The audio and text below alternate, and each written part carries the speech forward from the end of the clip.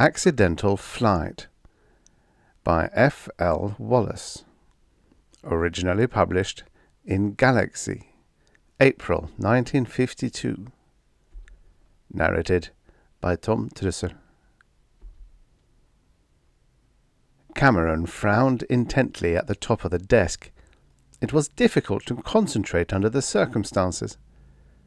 "Your request was turned over to the Medi-Council," he said.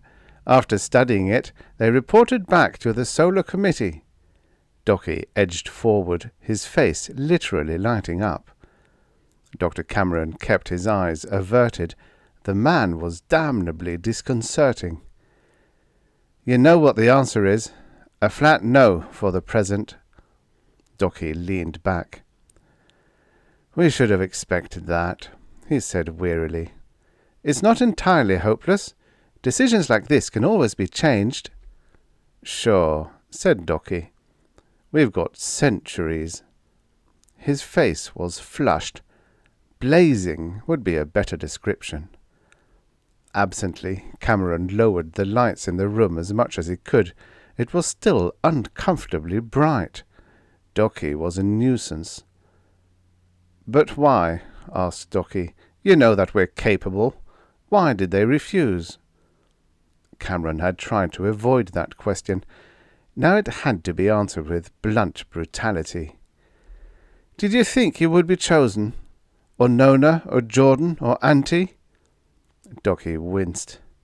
"Maybe not.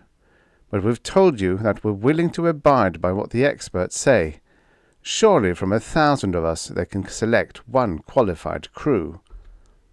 "Perhaps so," said Cameron. He switched on the lights and resumed staring at the top of the desk.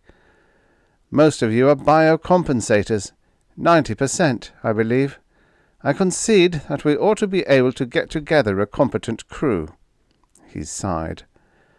"But you're wasting your time discussing this with me. I'm not responsible for the decision. I can't do anything about it." Docchi stood up. His face was colourless and bright. Dr. Cameron looked at him directly for the first time. "I suggest you calm down. Be patient and wait. You may get your chance."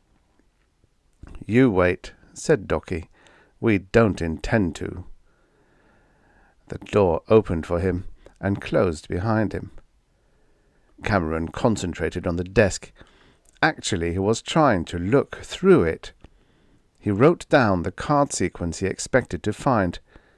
He opened a drawer and gazed at the contents, then grimaced in disappointment. No matter how many times he tried, he never got better than strictly average results. Maybe there was something to telepathy, but he hadn't found it yet. He dismissed it from his mind. It was a private game, a method of avoiding involvement while Docchi was present.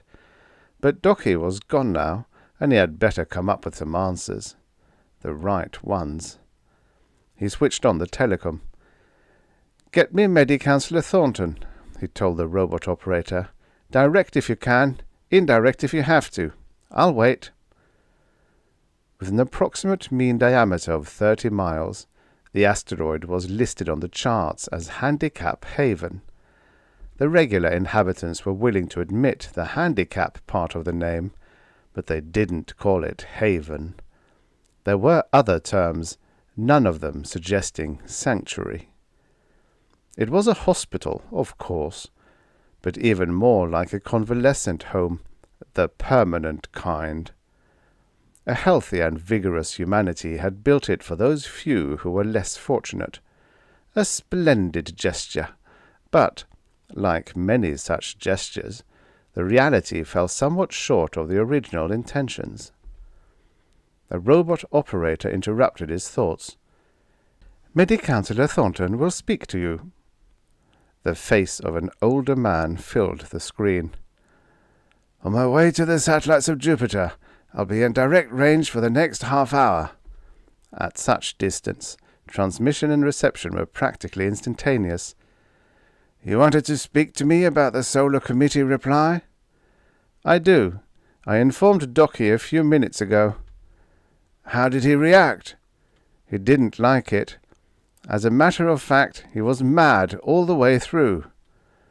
That speaks well for his mental resiliency.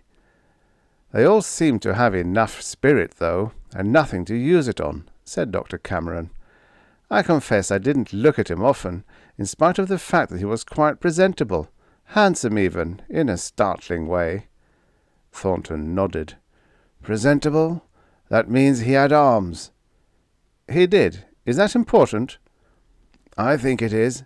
He expected a favourable reply and wanted to look his best, as nearly normal as possible. Trouble? I don't see how, said the medi-counselor uncertainly. In any event, not immediately. It will take them some time to get over the shock or refusal. They can't do anything, really. Individually, they're helpless. Collectively, there aren't parts for a dozen sound bodies on the asteroid. I've looked over the records, said Dr. Cameron. Not one accidental has ever liked being on Handicap Haven, and that covers quite a few years. But there has never been so much open discontent as there is now. Someone is organizing them. Find out who and keep a close watch. I know who. Docchi, Nona, Auntie, and Jordan. But it doesn't do any good merely to watch them. I want your permission to break up that combination. Humanely, of course. How do you propose to do it? Docchi, for instance. With prosthetic arms, he appears physically normal, except for that uncanny luminescence. That is repulsive to the average person. Medically, there's nothing we can do about it, but psychologically we might be able to make it into an asset. You're aware that Gland Opera is the most popular program in the solar system? Telepaths, teleports, pyrotics, and so forth are the heroes. All fake, of course, make-up and trick camera shots. But Docchi can be made into a real live star. The Death Ray Man, say.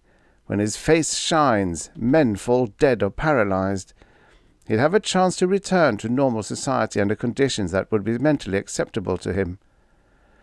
Acceptable to him, perhaps, but not to society, reflected the medi-counselor. An ingenious idea, one which does credit to your humanitarian outlook. Only it won't work. You have Docchi's medical record, but you probably don't know his complete history. He was an electrochemical engineer, specializing in cold lighting. He seemed on his way to a brilliant career when a particularly messy accident occurred. The details aren't important. He was badly mangled and tossed into a tank of cold lighting fluid by automatic machinery. It was some time before it was discovered. There was a spark of life left, and we managed to save him. We had to amputate his arms and ribs practically to his spinal column. The problem of regeneration wasn't as easy as it usually is. We were able to build up a new rib case. That's as much as we could do. Under such conditions, prosthetic arms are merely ornaments. They can be fastened to him, and they look all right. But he can't use them. He has no back or shoulder muscles to anchor them to.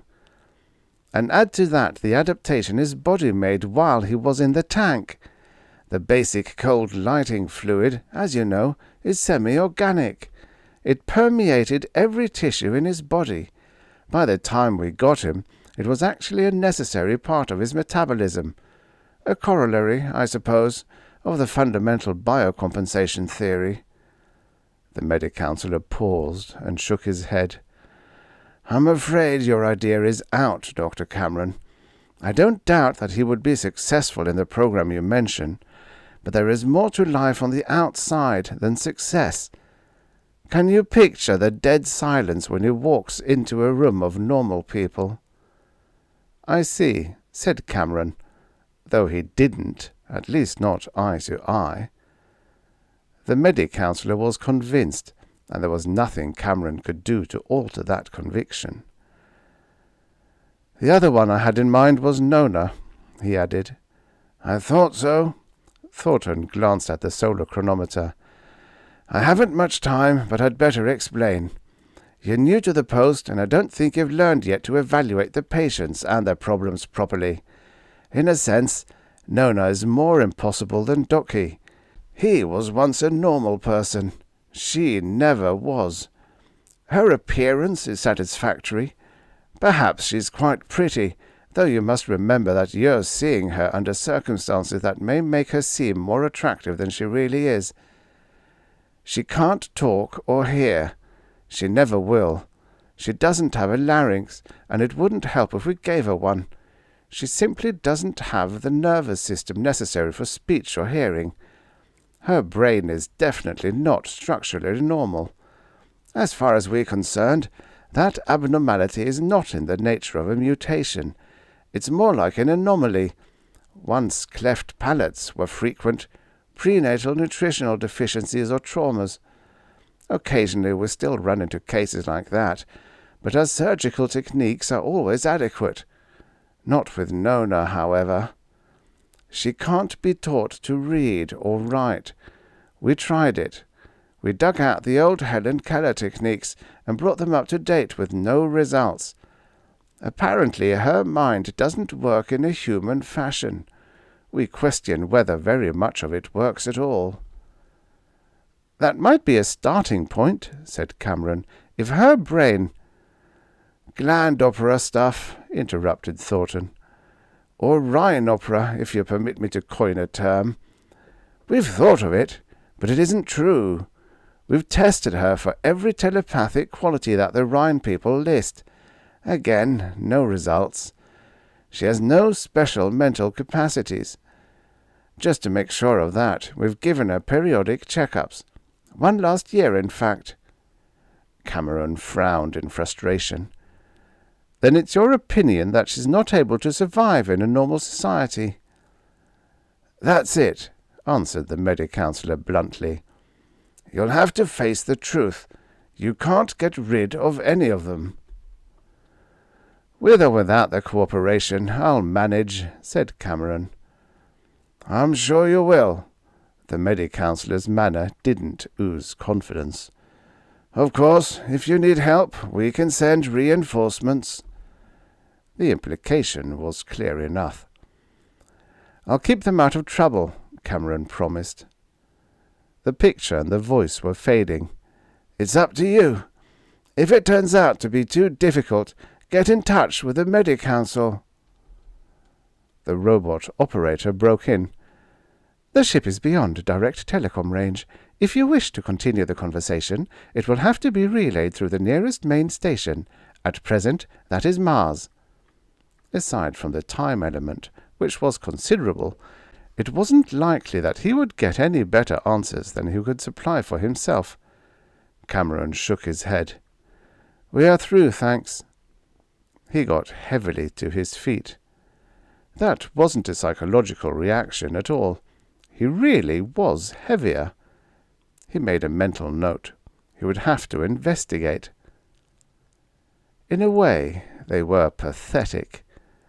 The patchwork humans, the half or quarter men and women, the fractional organisms masquerading as people, an illusion which died hard for them. Medicine and surgery were partly to blame. Techniques were too good, or not good enough, depending on the viewpoint. Too good in that the most horribly injured person, if he were still alive, could be kept alive.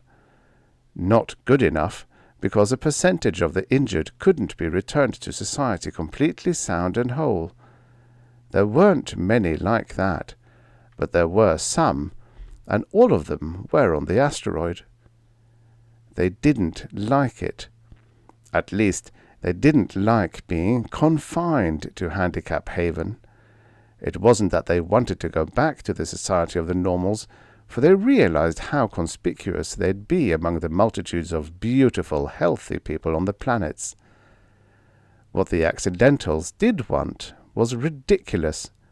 They desired, they hoped, they petitioned to be the first to make the long, hard journey to Alpha and Proxima Centauri in rockets.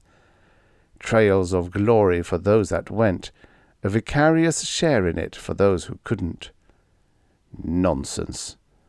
The broken people, those without a face they could call their own, those who wore their hearts not on their sleeves, but in a blood-pumping chamber, those either without limbs or organs, or too many. The categories seemed endless. The accidentals were qualified, true. In fact, of all the billions of solar citizens, they alone could make the journey and return. But there were other factors that ruled them out. The first point was never safe to discuss with them, especially if the second had to be explained. It would take a sadistic nature that Cameron didn't possess. Docchi sat beside the pool. It was pleasant enough, a pastoral scene transplanted from Earth. A small tree stretched shade overhead. Waves lapped and made gurgling sounds against the sides. No plant life of any kind grew, and no fish swam in the liquid. It looked like water, but it wasn't.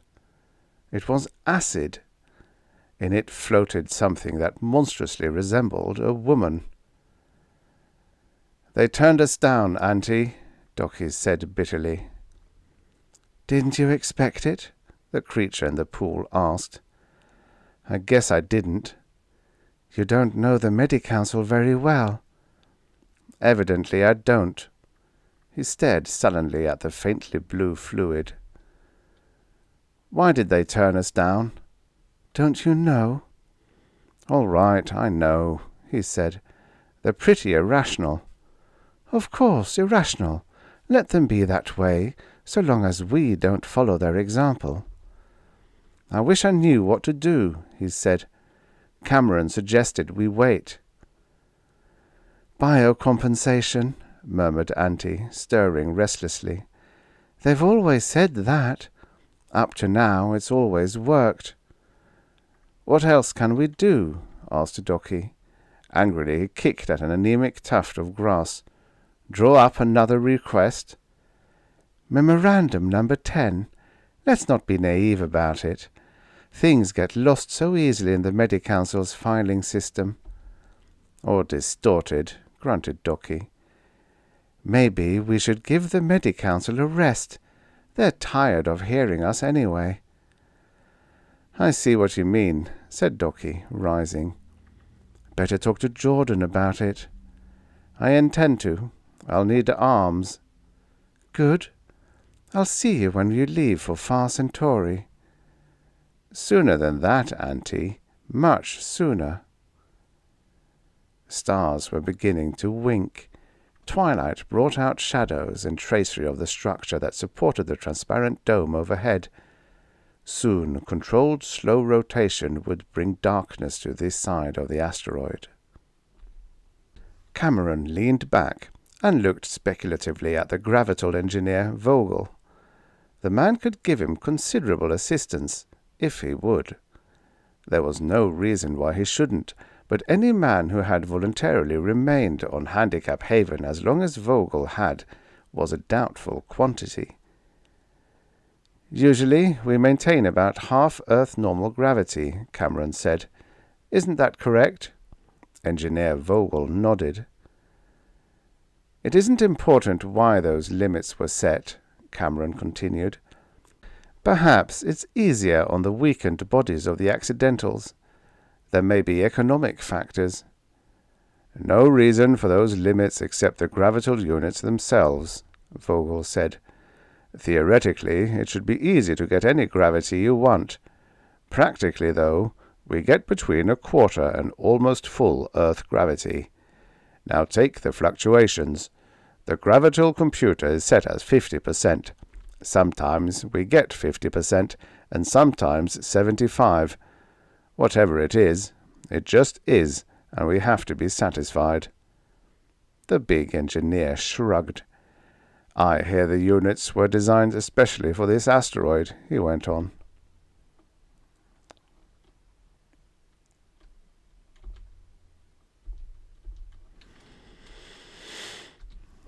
The big engineer shrugged. "I hear the units were designed especially for this asteroid," he went on. Some fancy medical reason. Easier on the accidentals to have less gravity change, you say. Me? I dunno. I'd guess the designers couldn't help it, and the reason was dug up later. Cameron concealed his irritation. He wanted information, not a heart-to-heart confession. All practical sciences try to justify whatever they can't escape but would like to. Medicine, I'm sure, is no exception. He paused thoughtfully. Now, there are 3 separate gravital units on the asteroid. One runs for 45 minutes while the other 2 are idle. Then it cuts off and another takes over. This is supposed to be synchronized. I don't have to tell you that it isn't. You felt your weight increase suddenly at the same time I did. What is wrong? Nothing wrong, said the engineer. That's what you get with gravital. You mean they're supposed to run that way, overlapping, so that for 5 minutes we have Earth or Earth and a half gravity, and then none? It's not supposed to be that way, said Vogel, but nobody ever built a setup like this that worked any better. He added defensively, Of course, if you want, you can check with a company that makes these units. I'm not trying to challenge your knowledge, and I'm not anxious to make myself look silly. I have a sound reason for asking these questions. There is a possibility of sabotage. The engineer's grin was wider than the remark seemed to require. All right, said Cameron tiredly. Suppose you tell me why sabotage is so unlikely. Well, explained the gravital engineer, it would have to be someone living here, and he wouldn't like it if he suddenly got double or triple gravity, or maybe none at all. But there's another reason. Now take a gravital unit. Any gravital unit. Most people think of it as just that, a unit.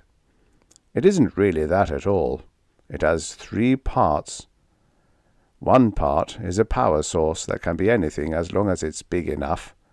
Our power source is a nuclear pile buried deep in the asteroid. You'll have to take Handicap Haven apart to get to it. Part 2 is the gravital coil, which actually produces the gravity and is simple and just about indestructible. Part 3 is the gravital control. It calculates the relationship between the amount of power flowing through the gravital coil and the strength of the created gravity field in any 1 microsecond. It uses the computed relationship to alter the power flowing through in the next microsecond to get the same gravity. No change of power, no gravity. I guess you could call the control unit a computer, as good as one as it's made for any purpose. The engineer rubbed his chin. Fatigue, he continued. The gravital control is an intricate computer that's subject to fatigue. That's why it has to rest an hour and a half to do 45 minutes of work. Naturally, they don't want anyone tinkering with it. It's non-repairable. Crack the case open and it won't work. But first you have to open it. Mind you, that can be done, but I wouldn't want to try it without a high-powered lab setup. If it didn't seem completely foolproof, neither did it seem a likely source of trouble. Then we can forget about the gravital units, said Cameron, arising. But what about hand weapons? Are there any available? You mean toasters? Anything that's lethal. Nothing. No knives, even. Maybe a stray bar or so of metal. Vogel scratched his head. There is something dangerous, though. Dangerous if you know how to take hold of it. Instantly Cameron was alert. What's that? Why, the asteroid itself. You can't physically touch any part of the gravital unit, but if you could somehow sneak an impulse into the computer and change the direction of the field. Vogel was very grave. You could pick up Handicap Haven and throw it anywhere you wanted. At the Earth, say. 30 miles in diameter is a big hunk of rock. It was this kind of information Cameron was looking for, though the engineer seemed to regard the occasion as merely a social call. "Is there any possibility of that occurring?" he asked quietly. The engineer grinned. "Never happened, but they're ready for things like that with any gravitable system. They've got monitor stations all over, the moons of Jupiter, Mars, Earth, Venus. Any time the gravitable computer gets dizzy, the monitor overrides it. If that fails, they send a jammer impulse and freeze it up tight. It won't work until they let loose." Cameron sighed. He was getting very little help or information from Vogel. "All right," he said. "You've told me what I wanted to know." He watched the engineer depart for the gravity-generating chamber far below the surface of the asteroid. The post on Handicap Haven wasn't pleasant. It wasn't an experience a normal human would desire. It did have advantages. Advancement came in sizes directly proportional to the disagreeableness of the place. 10 months to go on a year's assignment. If Cameron could survive that period with nothing to mar his administration, he was in line for better positions. A suicide or any other kind of unpleasantness that would focus the attention of the outside world on the forgotten asteroid was definitely unwelcome. He flipped on the telecom. "Rocket Dome, get me the pilot." When the robot finally answered, it wasn't encouraging. "I'm sorry, there is no answer." "Then trace him," he snapped. "If he's not in the rocket dome, he's in the main dome. I want you to get him at once." A few seconds of silence followed. "There is no record of the pilot leaving the rocket dome." His heart skipped. With an effort he spoke carefully. "Scan the whole area. Understand? You've got to find him." "Scanning is not possible. The system is out of operation in that area." "All right," he said, starting to shake. "Send out repair robots." They were efficient in the sense they always did the work they were set to do, but not in terms of speed. "The robots were dispatched as soon as scanning failed to work. Are there any other instructions?" He thought about that. He needed help. Plenty of it. Vogel? He'd be ready and willing, but that would leave the gravity-generating setup unprotected. Better do without him. Who else? The sour old nurse who'd signed up because she wanted quick credits toward retirement? Or the sweet young thing who had bravely volunteered because someone ought to help those poor unfortunate men? Not the women, of course. She had a bad habit of fainting when she saw blood. Probably that was why she couldn't get a position in a regular planetary hospital. That was all, except the robots, who weren't much help in a case like this. That and the rocket pilot. For some reason he wasn't available. The damned place was undermanned. Always had been. Nobody wanted to come, except the mildly psychotic, the inefficient and lazy, or, conceivably, an ambitious young doctor like himself. Mentally, Cameron berated the last category. If anything serious happened here, such a doctor might end his career bandaging scratches at a children's playground. "Instructions," he said. "Yes? Leave word in gravity generating for Vogel. Tell him to throw everything he's got around the units. Watch them." "Is that all?" "Not quite. Send 6 general-purpose robots.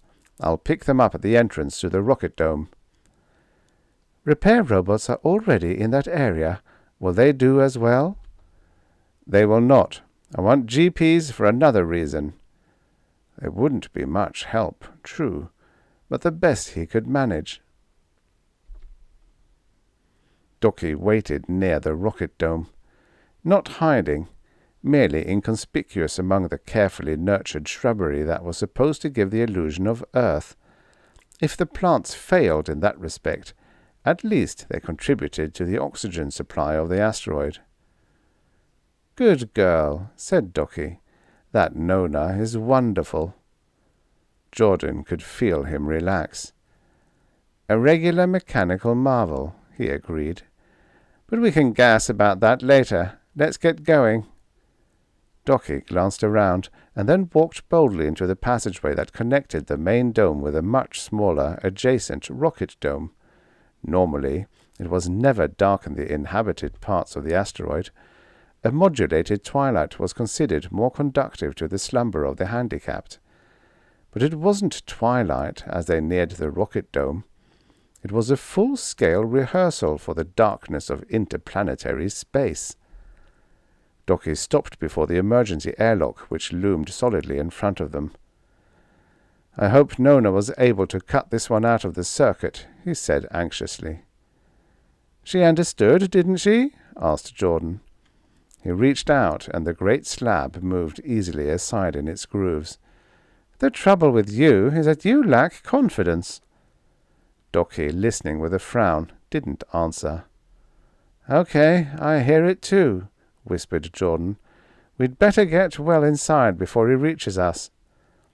Docchi walked rapidly into the darkness of the rocket dome. He allowed his face to become faintly luminescent, the one part of his altered metabolism that he had learned to control when he wasn't under emotional strain. He was nervous now, but his control had to be right. Enough light so that he'd be noticed, not so much that the details of his appearance would be plain. The footsteps came nearer, accompanied by a steady volume of profanity. Docchi flashed his face once, and then lowered the intensity almost immediately. The footsteps stopped. "Docchi?" "No, just a lonely little light bulb out for an evening stroll." The rocket pilot's laughter wasn't altogether friendly. "I know it's you. I meant, what are you doing here?" "I saw the lights in the rocket dome go out. The entrance was open, so I came in. Maybe I can help." "They're off all right. Everything. Even the standby system." The rocket pilot moved closer. The deadly little toaster was in his hand. "You can't help. You'd better get out. It's against regulations for you to be in here." Docchi ignored the weapon. "What happened? Did a meteor strike?" The pilot grunted. "Not likely." He peered intently at the barely visible silhouette. "Well, I see you're getting smart. You should do that all the time. You look better that way, even if they're not usable arms. You look—" His voice faded away. "Sure, almost human," Docchi finished for him. "Not like a pair of legs and a spinal column with a lightning bug stuck on top." "I didn't say that. So you're sensitive about it, eh? Maybe that's not your fault. Anyway, you'd better get going." "But I don't want to go," said Docchi deliberately. "I'm not afraid of the dark. Are you?" "Cut the psycho-talk, Docchi. All your circuits are working, and you know it. Now get out of here before I take your fake hand and drag you out." "Now you've hurt my feelings," declared Docchi reproachfully, nimbly stepping away. "You asked for it," growled the pilot, lunging after him. What he took hold of wasn't an imitation hand made of plastic. It was flesh and blood. That was why the pilot screamed once before he was lifted off his feet and slammed to the floor. Docchi bent double. The dark figure on his back came over his head like a sword from a scabbard. "Joe?" "Yeah," said Jordan. He wrapped one arm around the pilot's throat and clamped it tight. With the other he felt for the toaster the pilot still held. Effortlessly he tore it away and used the butt with just enough force to knock the pilot unconscious without smashing the skull. Docchi stood by until it was over. All he could offer was an ineffectual kick, not balanced by arms. It wasn't needed. "Let there be light," ordered Jordan, laughing, and there was a feeble, flickering illumination from Docchi. Jordan was balancing himself on his hands, a strong head, massive, powerful arms and shoulders. His body ended at his chest. A round metal capsule contained his digestive system. "Dead?" Docchi looked down at the pilot. Jordan rocked forward and listened for the heartbeat. "Nah," he said. "I remembered in time that we can't afford to kill anyone." "Good," said Docchi, and stifled an exclamation as something coiled around his legs. His reactions were fast. He broke loose almost instantly. "Repair robot," said Jordan, looking around. "The place is lousy with them." Docchi blinked on and off involuntarily, and the robot came toward him. "Friendly creature," observed Jordan. "He's offering to fix your lighting system for you." Docchi ignored the squat contrivance and stared at the pilot. "Now what?" he asked. "Agreed," said Jordan. "He needs attention. Not the kind I gave him." He balanced the toaster in his hand and burned a small hole in the little wheeled monster. Tentacles emerged from the side of the machine and felt puzzledly at the damaged area. The tentacles were withdrawn and presently reappeared with a small torch and began welding. Jordan pulled the unconscious pilot toward him. He leaned against the machine, raised the inert form over his head, and laid it gently on the top flat surface. Another tentacle reached out to investigate the body of the pilot. Jordan welded the joints solid with the toaster. 3 times he repeated the process until the pilot was fastened to the robot. "The thing will stay here, repairing itself, until it's completely sound again," remarked Jordan. "However, that can be fixed." He adjusted the toaster beam to an imperceptible thickness. Deftly, he sliced through the control case and removed a circular section. He reached inside and ripped out circuits. "No further self-repair," he said cheerfully. "Now I'm going to need your help. From a time standpoint, I think it's a good idea to run the robot around the main dome a few times before it delivers the pilot to the hospital. No point in giving ourselves away before we're ready." Docchi bent over the robot, and with his help the proper sequence was implanted.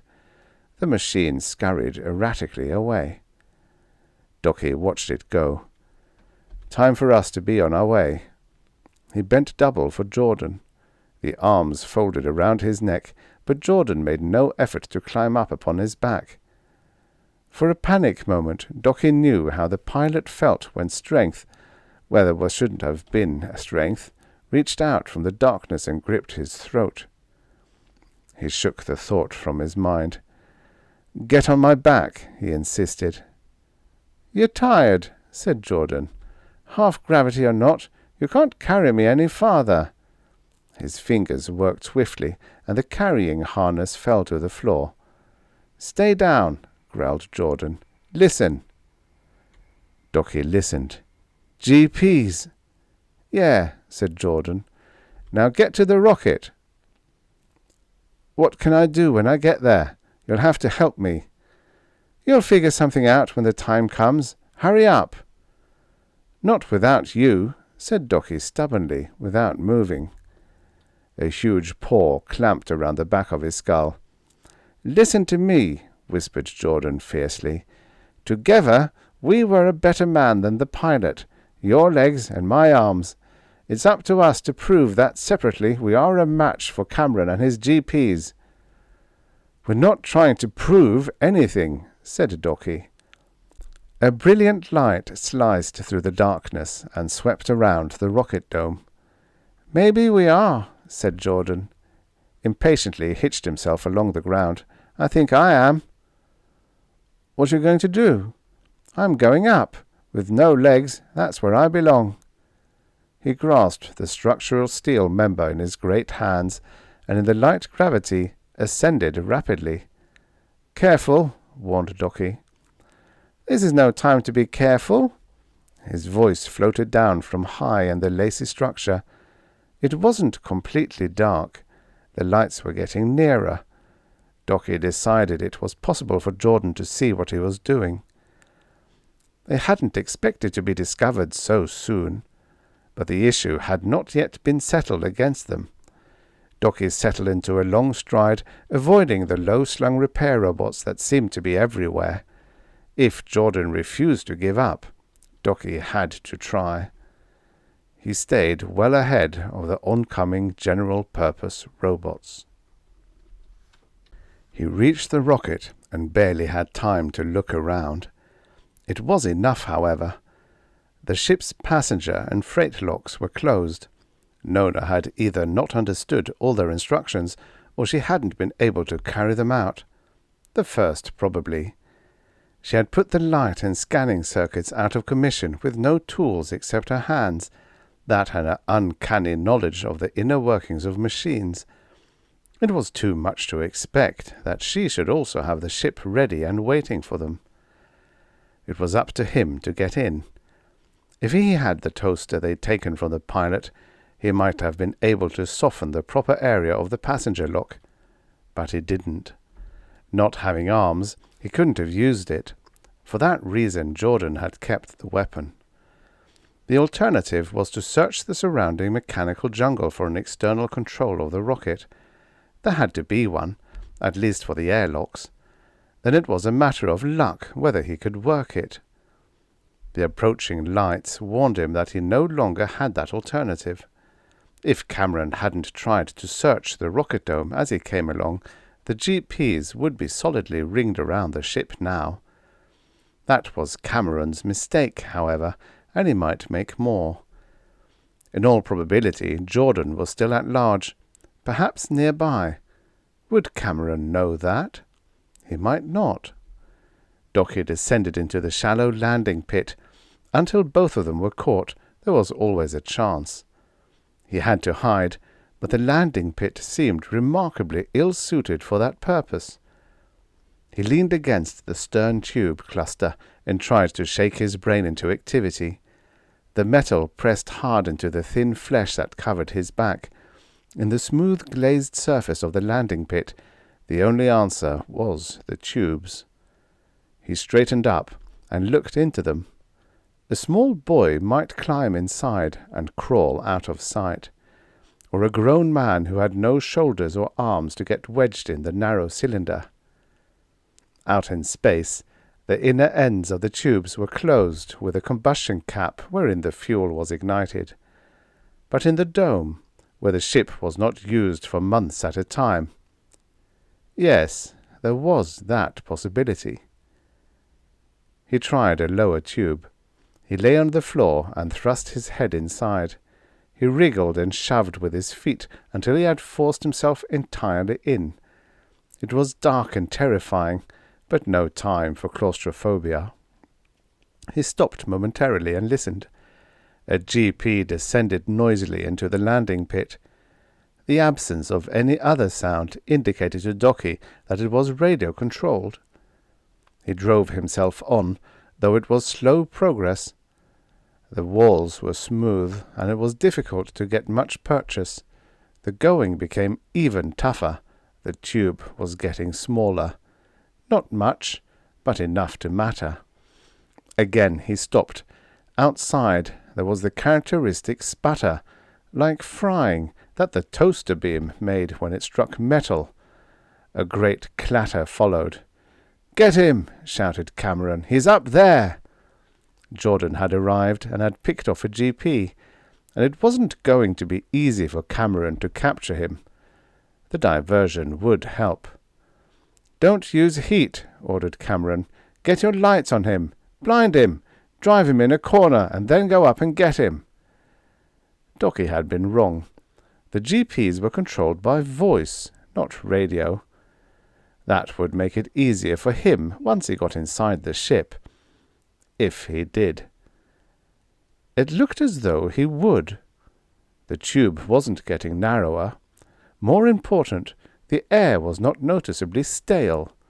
The combustion cap had been retracted, which was a lucky break. His feet slipped. It didn't matter. Somehow he inched along. Blood was pounding in his veins from the constriction, but his head emerged in the rocket. He stared at the retracted combustion cap a few feet away.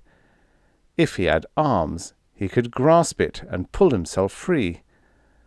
But if he had arms, he would never have gotten this far.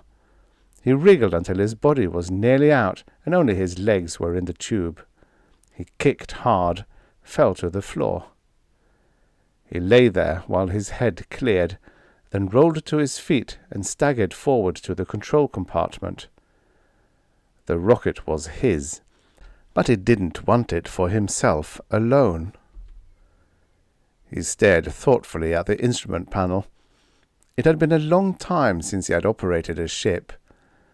When he understood the controls, he bent down and thrust his chin against a gravital dial. Laboriously he turned it to the proper setting. Then he sat down and kicked on a switch. The ship rocked and rose a few inches. Chances were that Cameron wouldn't notice that in the confusion outside. If he did, he had 30 seconds in which to stop Docchi. That wouldn't be enough for Cameron. "Rocket landing," said Docchi when the allotted time passed. Emergency instructions, stand by." Strictly speaking, that wasn't necessary, for the frequency he was using assured him of complete control. "All energized GPs lend assistance. This order supersedes previous orders. Additional equipment necessary." After listing their equipment, he sat back and chuckled. With his knee he turned on the external lights, got up, and walked to the passenger lock, brushing against the switch. The airlock opened. He stood boldly at the threshold and looked out. The rocket dome was floodlighted by the ship. "All right, Jordan, you can come down now," he called. Jordan appeared overhead, hanging from a beam. He swung along it until he reached a column, down which he descended. He propelled himself over the floor and up the ramp in his awkward fashion. Balancing on his hands, he gazed up at Docchi. "Well, monster, how did you do it?" "Monster yourself," said Docchi. "Do what?" "I saw you crawl in the rocket tubes," said Jordan. "But what did you do after you got inside?" "Cameron's a medic," said Docchi, "not mechanically inclined. He forgot that an emergency rocket landing cancels any verbal orders. So I took the ship up a few inches. GPs aren't very bright. That satisfied them that I was coming in for a landing. What Cameron should have done was splash some heat against a gravital unit, and then, having created an artificial emergency condition in the main dome, he could have directed the GPs from the gravity control center. After that, he would have had top priority, not me." "But they rushed off, carrying Cameron with them." Jordan looked puzzled. "Easy. I told the GPs that there was danger of crashing and that they must remove any human beings nearby, whether they were willing or not.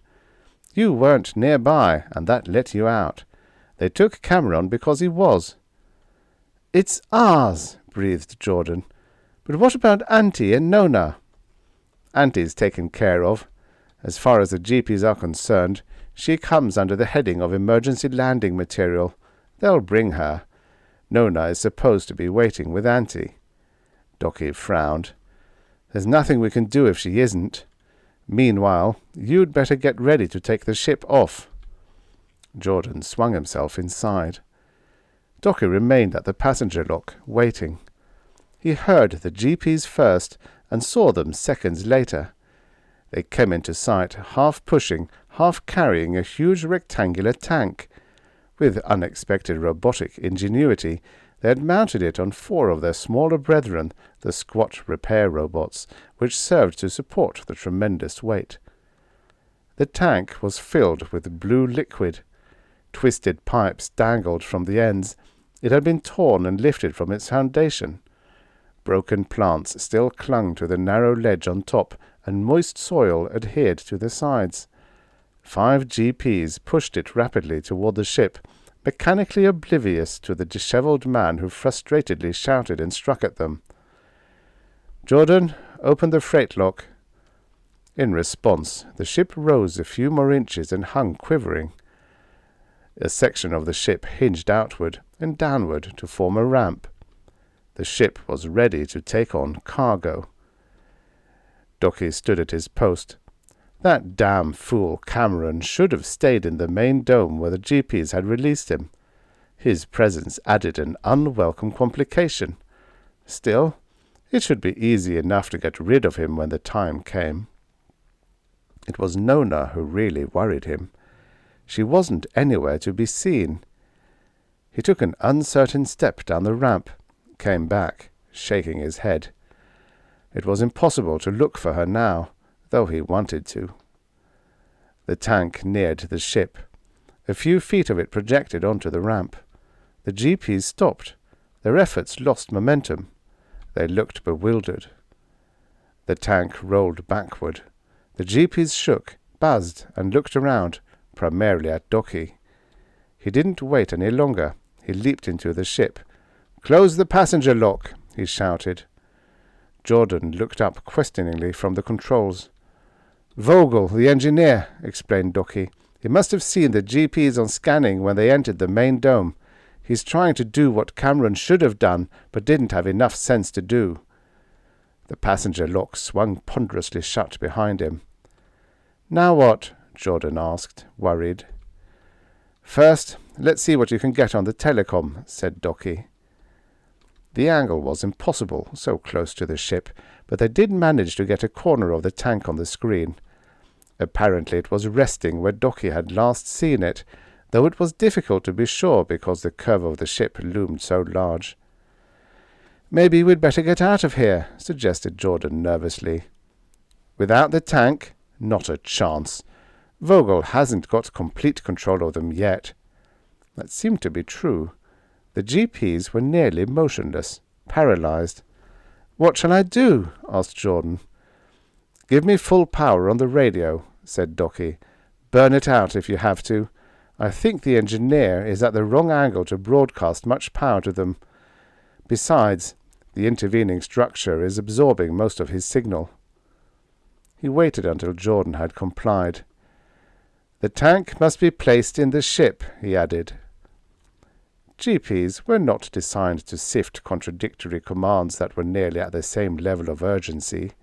Their reasoning power was feeble, but the mechanism was complicated enough. In that respect, they resembled humans. Borderline decisions were difficult. "More power," whispered Docchi. Sweating, Jordan obeyed. Marionettes. This string led toward a certain action. Another, intrinsically more important, but suddenly far less powerful, pulled for something else. Circuits burned within electronic brains. Micro-relays fluttered under the stress. Choice. Stiffly the GPs moved and grasped the tank. The quality of decision, in this case, was strained. Inch by inch the tank rolled up the ramp. "When it's completely on, raise the ramp," Docchi whispered to Jordan in an even lower voice. One GP wavered and fell. Motionless, it lay there. The remaining 4 were barely equal to the task. "Now," said Docchi. The freight ramp began to rise. The tank picked up speed as it rolled into the ship. "GPs, save yourselves!" shouted Docchi. They leaped from the ramp. Jordan breathed deeply. "I don't think they can hurt us now." Docchi nodded. "Get me ship to asteroid communication, if there's any radio left." "There is." Jordan made the adjustment. "Vogel, we're going out. Give us the proper sequence and save the dome some damage." There was no reply. "He's trying to bluff," said Jordan. "He knows the airlocks to the main dome will automatically close if we do break through." "Sure," said Docchi. Everyone in the main dome is safe, if everyone is in there. Vogel will give you time to think about that. Jordan gave him the time until it hurt, waiting. Meanwhile, he flipped on the telecom and searched the rocket dome. Nothing was moving. No GP was in sight. Docchi watched the screen with interest. What he thought didn't show on his face. Still, there was no reply from Vogel. "All right," Docchi said in a low, hard voice. "Jordan, take it out. Hit the shell with the bow of the rocket." The ship hardly quivered as it ripped through the transparent covering of the rocket dome. The worst sound was unheard, the hiss of air escaping through the great hole in the envelope. Jordan sat at the controls, gripping the levers. "I couldn't tell," he said slowly. "It happened too fast for me to be sure. Maybe Vogel did have the inner shell out of the way. In that event, it's all right because it would close immediately. The outer shell is supposed to be self-sealing, but I doubt if it could handle that much damage." He twisted the lever, and the ship leaped forward. "Cameron, I don't mind. He had enough time to get out if he wanted to, but I keep thinking that Nona might be in there."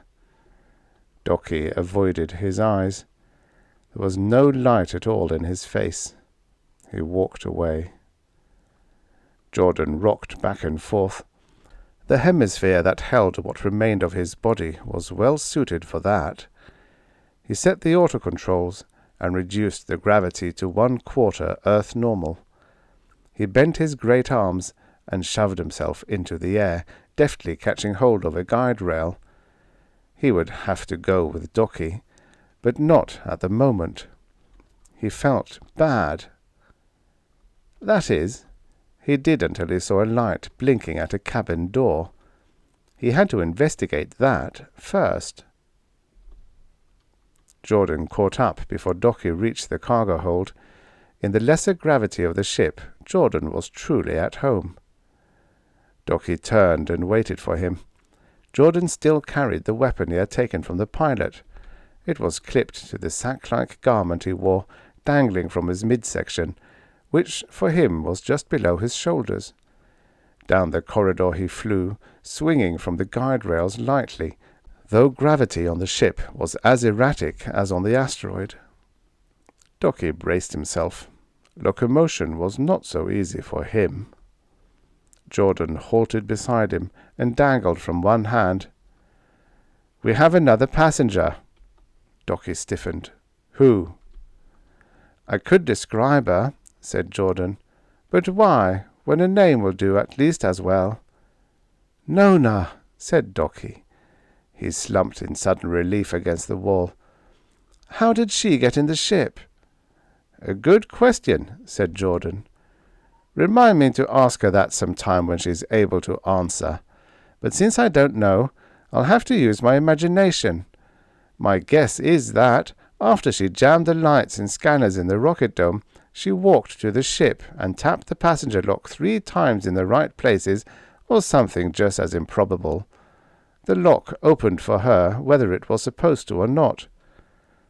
"As good a guess as any," agreed Docchi. "We may as well make our assumptions complete. Once inside, she felt tired. She found a comfortable cabin and fell asleep in it. She remained asleep throughout our skirmish with the GPs." "She deserves a rest," said Docchi. "She does.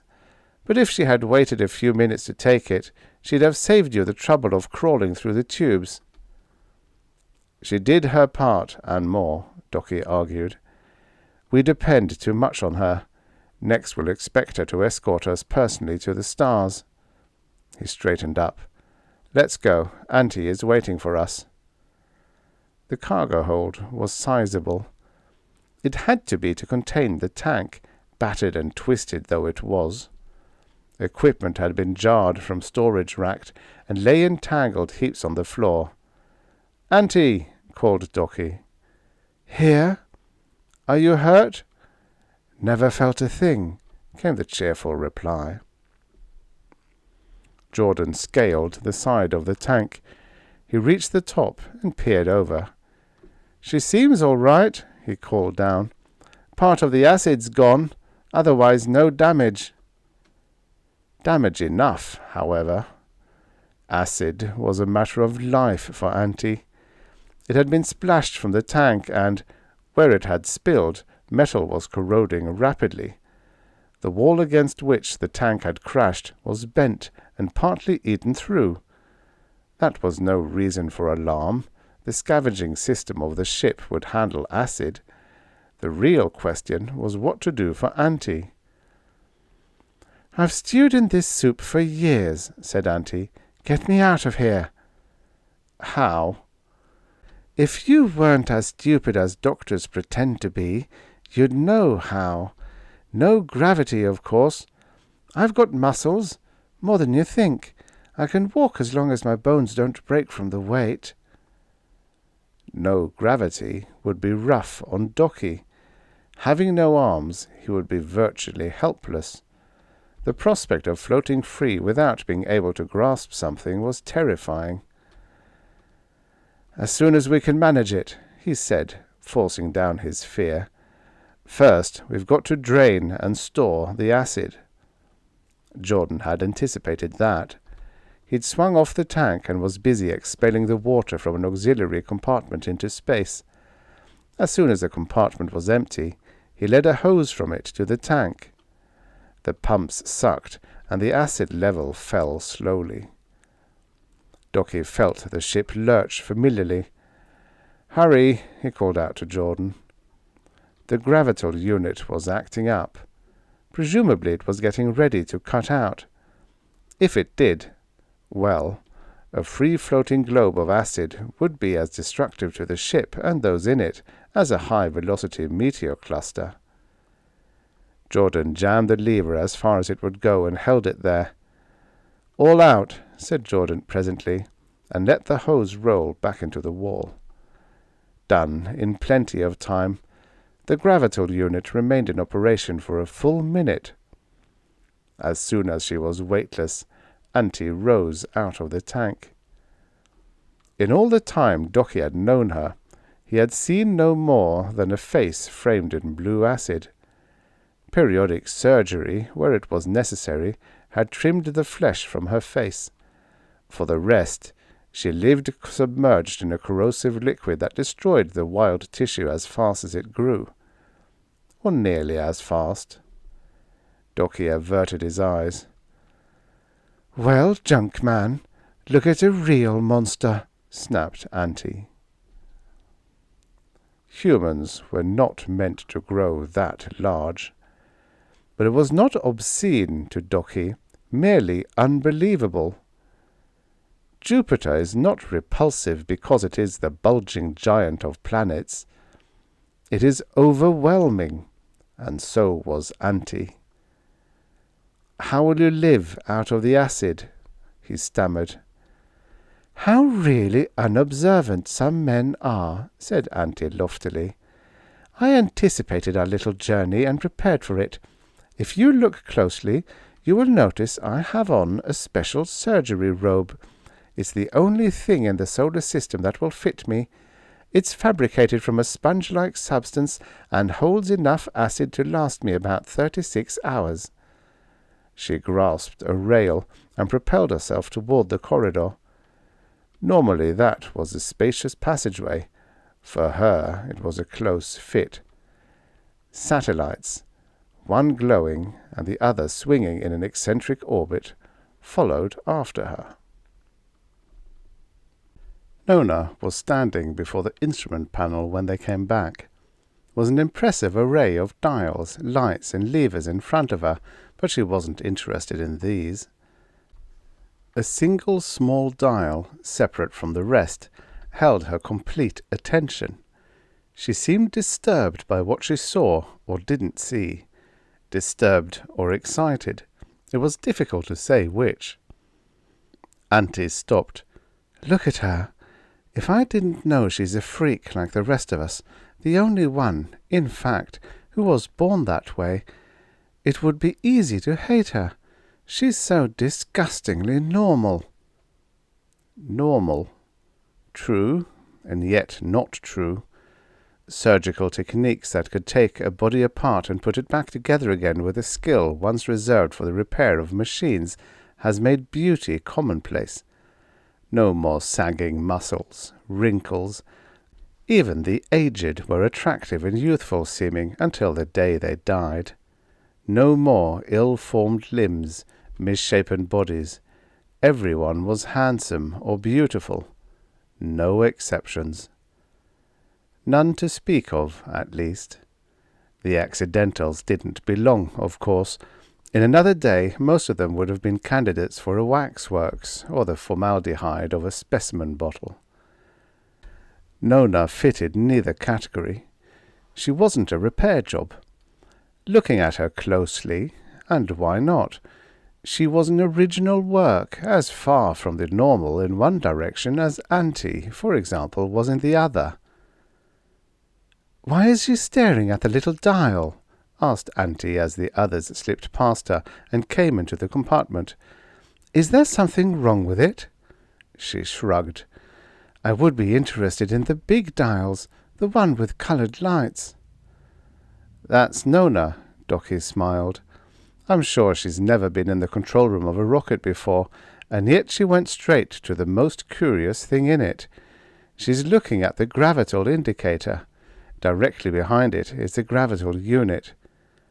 "How do you know? Does it say so?" "It doesn't. You have to be trained to recognize it, or else be Nona." Auntie dismissed that intellectual feat. "What are you waiting for? You know she can't hear us.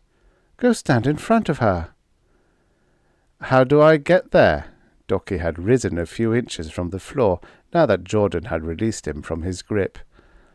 "A good engineer would have enough sense to put on magna slippers. Nona did." Auntie grasped his jacket.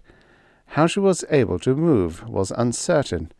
The tissues that surrounded the woman were too vast to permit the perception of individual motions. Nevertheless, she proceeded to the centre of the compartment, and with her came Docchi. Nona turned before they reached her. "My poor boy," sighed Auntie. "You do a very bad job of concealing your emotions, if that's what you're trying to do. Anyway, stop glowing like a rainbow and say something." "Hello," said Docchi. Nona smiled at him, though it was Auntie that she came to. "No, not too close, child. Don't touch the surgery robe unless you want your pretty face to peel off like a plasti wrapper." Nona stopped. She said nothing. Auntie shook her head hopelessly. "I wish you would learn to read lips, or at least recognize written words. It's so difficult to communicate with you." "She knows facial expressions and actions, I think," said Docchi. "She's good at emotions. Words are a foreign concept to her." "What other concepts does anyone think with?" asked Auntie dubiously. "Maybe mathematical relationships," answered Docchi, "though she doesn't. They've tested her for that." He frowned. "I don't know what concepts she does think with. I wish I did." "Save some of that worry and apply it to our present situation," said Auntie. "The object of your concern doesn't seem to be interested in it." That was true. Nona had wandered back and was staring at the gravital indicator again. What she saw to hold her attention was a puzzle. In some ways, she seemed irresponsible and childlike. That was an elusive thought, though. Whose child? Not really, of course. Her parents were obscure technicians and mechanics, descendants of a long line of mechanics and technicians.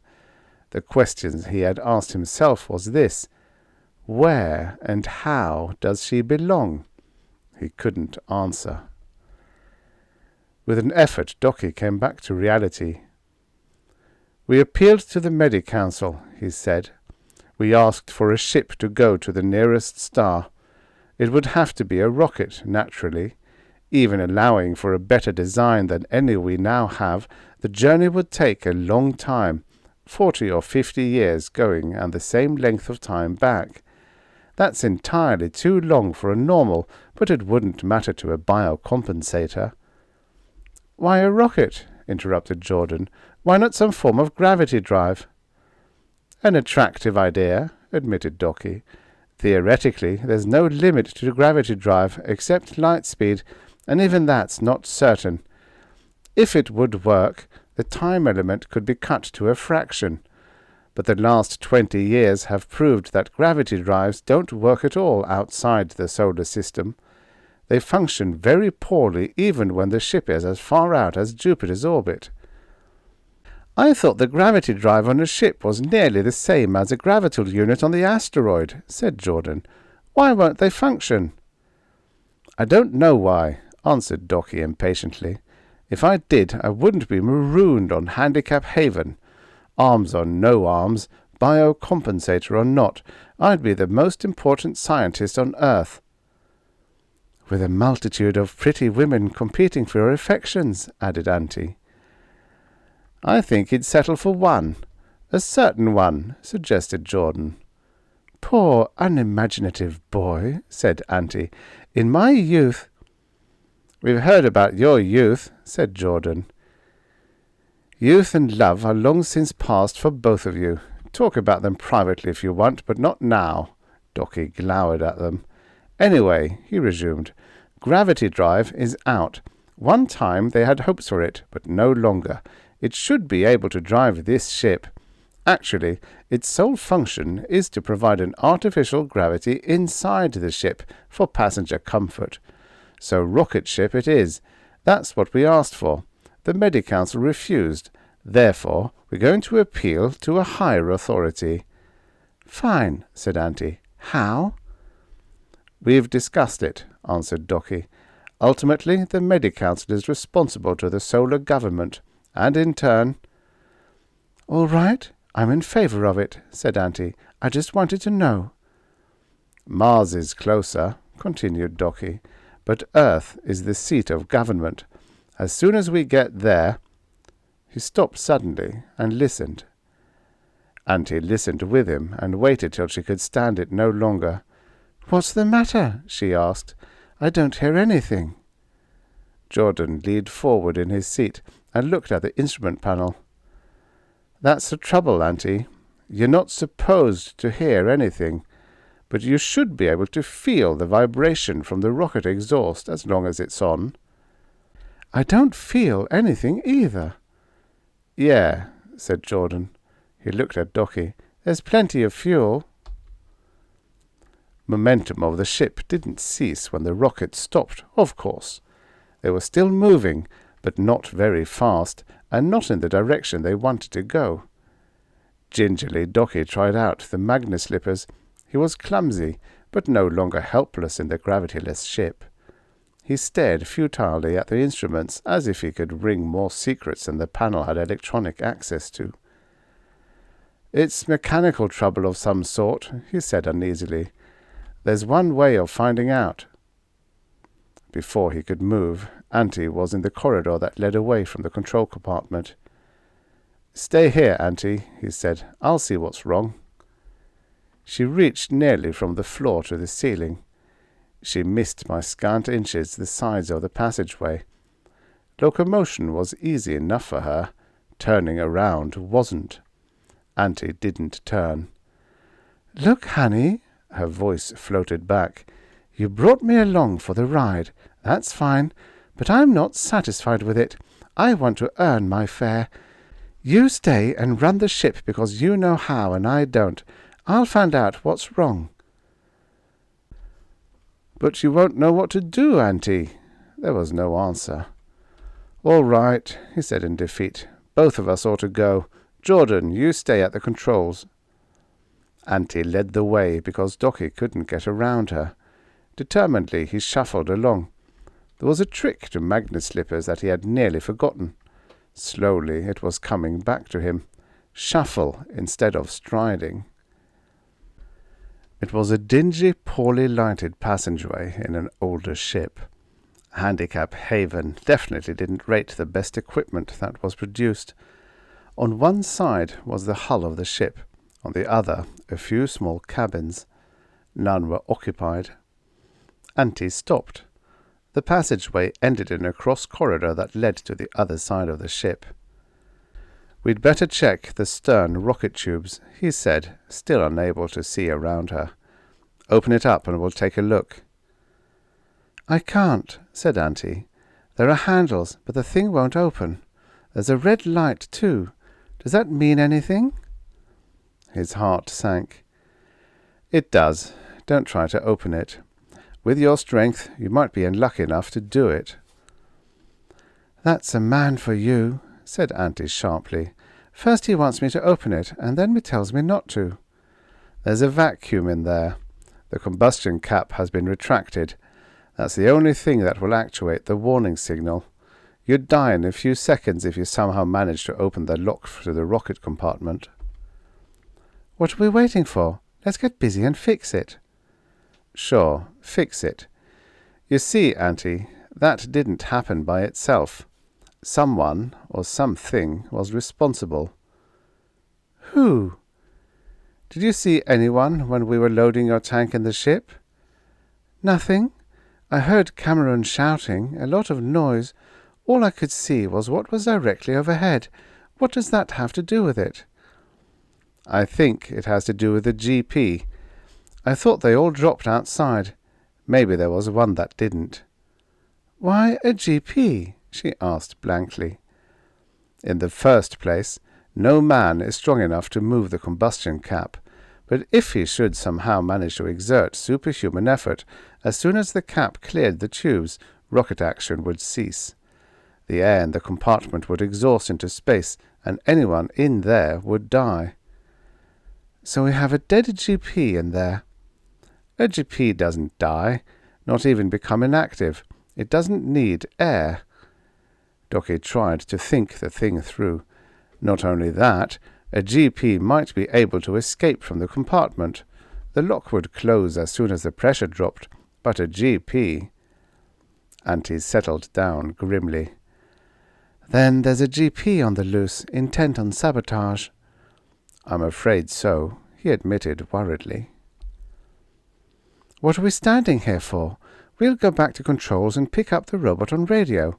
What it damaged, it can repair." She was partly turned around now and saw Docchi's face. "Don't tell me," she said. "I suppose I should have thought of it. The signal doesn't work inside the ship." Docchi nodded. "It doesn't. Robots are never used aboard, so the control is set in the bow antenna, and the ship, of course, is insulated." "Well," said Auntie happily, "we've got a robot hunt ahead of us." "We do, and our bare hands to hunt it with." "Oh, come now. It's not as bad as all that. Look, the GP was back here when the rocket stopped. Could it get by the control compartment without our seeing it?" "It couldn't. There are 2 corridors leading through the compartment, one on each side of the ship." "That's what I thought. We came down one corridor and no GP was in it. It has to be in the other. If it goes into a cabin, a light will shine on the outside. It can't really hide from us." "Sure, we can find out where it is, but what are we going to do with it when we find it?" "I was thinking," said Auntie, "can you get around me when I'm standing like this?" "I can't."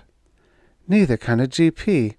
All I need is a toaster or something that looks like one, and I can drive the robot into the control compartment for Jordan to pick off." Determinedly, she began to move toward the opposite corridor. "Hurry back to Jordan and tell him what we're doing.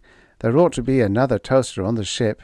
Probably there's one somewhere in the control compartment. Bring it back to me." Docchi bit his lip and stared at the back of the huge woman. "All right," he answered. "But stay where you are. Don't try anything until I get back." Auntie laughed. "I value my big fat life," she said. There were other things she valued, but she didn't mention them. Docchi went as fast as the magneslippers would allow, which wasn't very fast. The strategy was simple, but it didn't follow that it was sound. A toaster for Jordan and one for Auntie, if another could be found. Auntie would block the corridor. A GP might go through her, but it could never squeeze past her. The robot would have to run for it. If it came toward Auntie, she might be able to burn it down, but she would be firing directly into the control room, if she missed even partially. The instruments were delicate. It wasn't better if Jordan got the chance to bring down the robot. Auntie would be in the line of fire. No, that wasn't good either. They'd have to think of something else. "Jordan," called Docchi as he entered the control compartment. Jordan wasn't there. Nona was, still gazing serenely at the gravity indicator. Lights were streaming from the corridor on the opposite side of the compartment. Docchi hurried over. Jordan was just inside the entrance, the toaster clutched grimly in his hand. He was hitching his truncated body slowly toward the stern. Coming to meet him was Auntie, unarmed, enormously fat Auntie. She wasn't walking. Somehow it seemed more like swimming, a bulbous, flabby sea animal moving through the air. She waved her fins against the wall and propelled herself forward. "Melt him down!" she cried. It was difficult to make out the vaguely human form of the GP.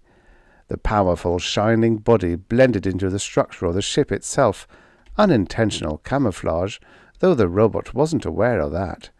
It was crouched at the threshold of a cabin, hesitating between the approaching dangers. Jordan raised the weapon and as instantly lowered it. "Get out of the way," he told Auntie. There was no place for her to go.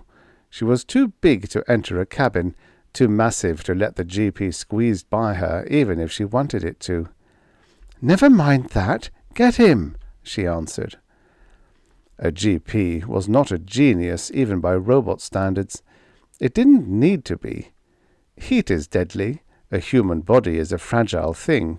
This it knew. It ran toward Auntie. Unlike man, it didn't need magneslippers. It had magnetic metal feet which could move fast, and did. Docchi couldn't close his eyes, though he wanted to. He had to watch. The GP torpedoed into Auntie, and it was the robot that was thrown back. Relative mass favored the monstrous woman. The electronic brain obeyed its original instructions, whatever those were. It got to his feet and rushed toward Auntie. Metal arms shot out with dazzling speed and crashed against the flesh of the fat woman. Docchi could hear the thud. No ordinary person could take that kind of punishment and live. Auntie wasn't ordinary. She was strange, even for an accidental, living far inside a deep armor of flesh. It was possible that she never felt the crushing force of those blows. Amazingly, she grasped the robot and drew it to her, and the GP lost the advantage of leverage. The bright arms didn't flash so fast, nor with such lethal power. "Gravity!" cried Auntie. "All you've got!" She leaned against the struggling machine. Gravity. That was something he could do. Docchi turned, took 2 steps before the surge of gravity hit him. It came in waves, the sequence of which he was never able to disentangle. The first wave staggered him. At the second his knees buckled and he sank to the floor. After that his eardrums hurt. He thought he could feel the ship quiver. He knew dazedly that an artificial gravity field of this magnitude was impossible, but that knowledge didn't help him move. It vanished as suddenly as it had come.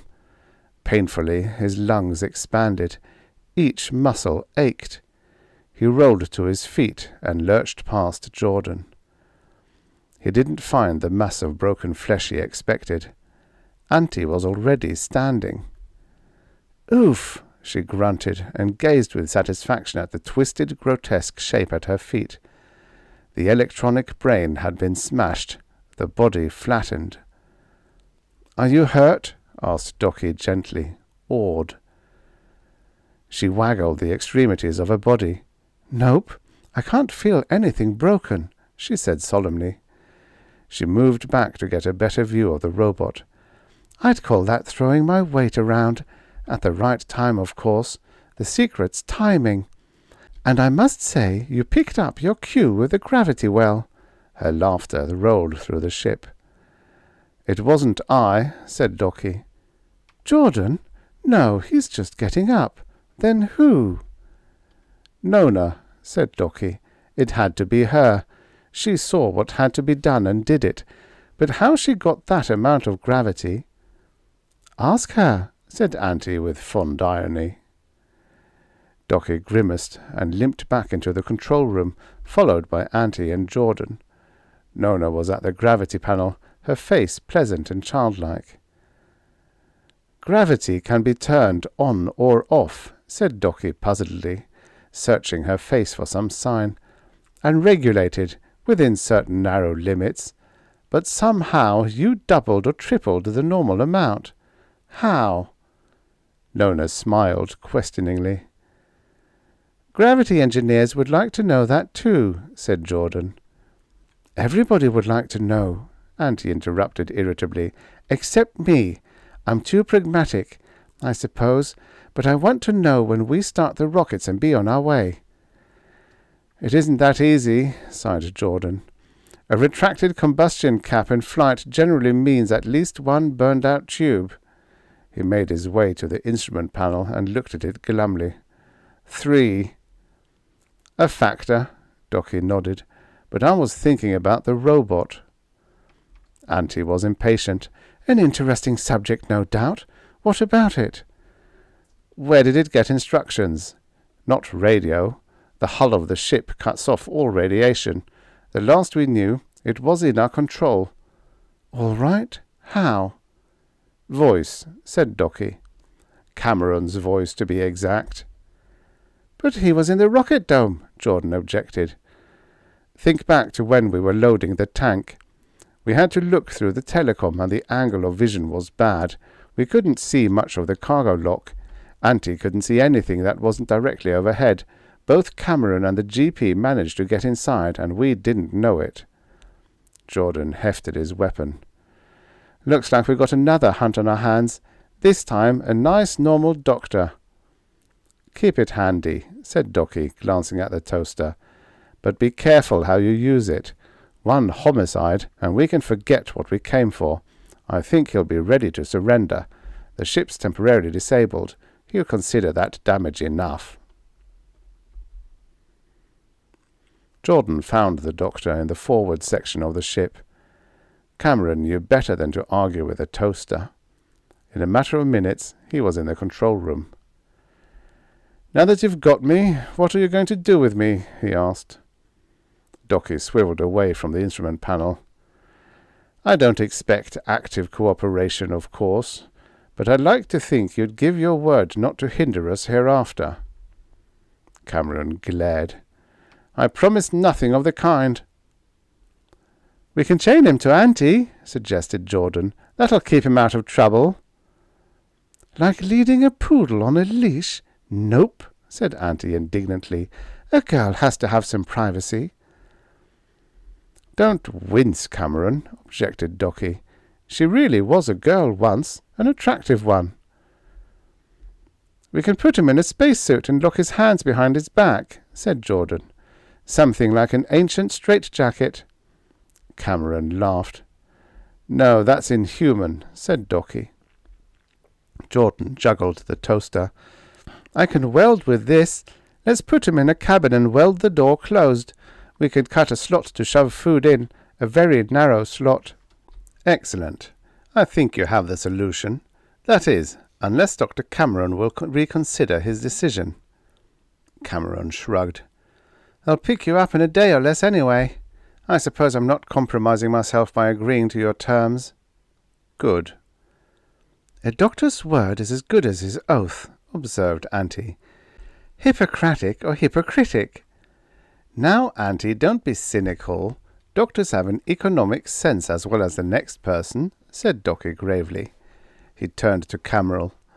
You see, after Auntie grew too massive for her skeletal structure, doctors reasoned she'd be most comfortable in the absence of gravity. That was in the early days, before successful ship gravital units were developed. They put her on an interplanetary ship and kept transferring her before each landing. But that grew troublesome and expensive. They devised a new treatment, the asteroid and the tank of acid. Not being aquatic by nature, Auntie resented the change. She still does. I knew nothing about that, Cameron pointed out defensively. It was before your time, Docchi frowned at the doctor. Tell me, why did you laugh when Jordan mentioned a spacesuit? Cameron grinned. That was my project while you were busy with the robot. To do what? Jordan? But Jordan was already on his way. He was gone for some time. Well? Asked Docchi on his return. It really wasn't necessary. Jordan's gloomy face told the story. Cut to ribbons. All of them. Every one, beyond repair. What's the excitement about? Rumbled Auntie. We don't need spacesuits unless something happens to the ship and we have to go outside. Exactly, Auntie. How do you suppose we go about replacing the defective tubes? From the outside, of course. By destroying the spacesuits, Cameron made sure we can't. Auntie opened her mouth with surprise and closed it in anger. She glowered at the doctor. We're still in the asteroid zone, said Cameron. In itself, that's not dangerous. Without power to avoid stray rocks it is. I advise you to contract the Medi-Council. They'll send a ship to pick us up and tow us in. No, thanks. I don't like Handicap Haven as well as you do, Auntie said brusquely. She turned to Docchi. Maybe I'm stupid for asking, but exactly what is it that's deadly about being out in space without a spacesuit? Cold, lack of air pressure, lack of oxygen. Is that all? Nothing else? His laugh was too loud. Isn't that enough? I wanted to be sure, she said. She beckoned to Nona, who was standing near. Together they went forward where the spacesuits were kept. Cameron scowled puzzledly and started to follow. Jordan waved the toaster around. All right, said the doctor, stopping. He rubbed his chin. What is she thinking about? I wouldn't know, said Docchi. She's not scientifically trained, if that's what you mean. But she has a good mind, as good as her body once was. And how good was that? We don't talk about it, said Jordan shortly. It was a long time before the women came back. If the weird creature that floated into the control compartment with Nona was Auntie. Cameron stared at her and saw shudderingly that it was. You need a session with a psychocomputer, he said. When we get back, that's the first thing we do. Can't you understand? Be quiet, growled Jordan. Now, Auntie, explain what you've rigged up. Any kind of pressure is good enough as far as the outside of the body is concerned, answered Auntie, flipping back the helmet. Mechanical pressure will do as well as air pressure. I had Nona cut the spacesuits into strips and wired them around me, hard. Then I found a helmet that would fit over my head when the damaged part was cut away. It won't hold much air pressure, even taped very tight to my skin, but as long as it's pure oxygen. It might be satisfactory, admitted Docchi, but the temperature. Do you think I'm going to worry about cold? Asked Auntie. Me? Way down below all this flesh? Listen to me, said Cameron through his teeth. You've already seriously threatened my career with all this childish nonsense. I won't permit you to ruin it altogether by deliberate suicide. You and your stinking career, retorted Jordan tiredly.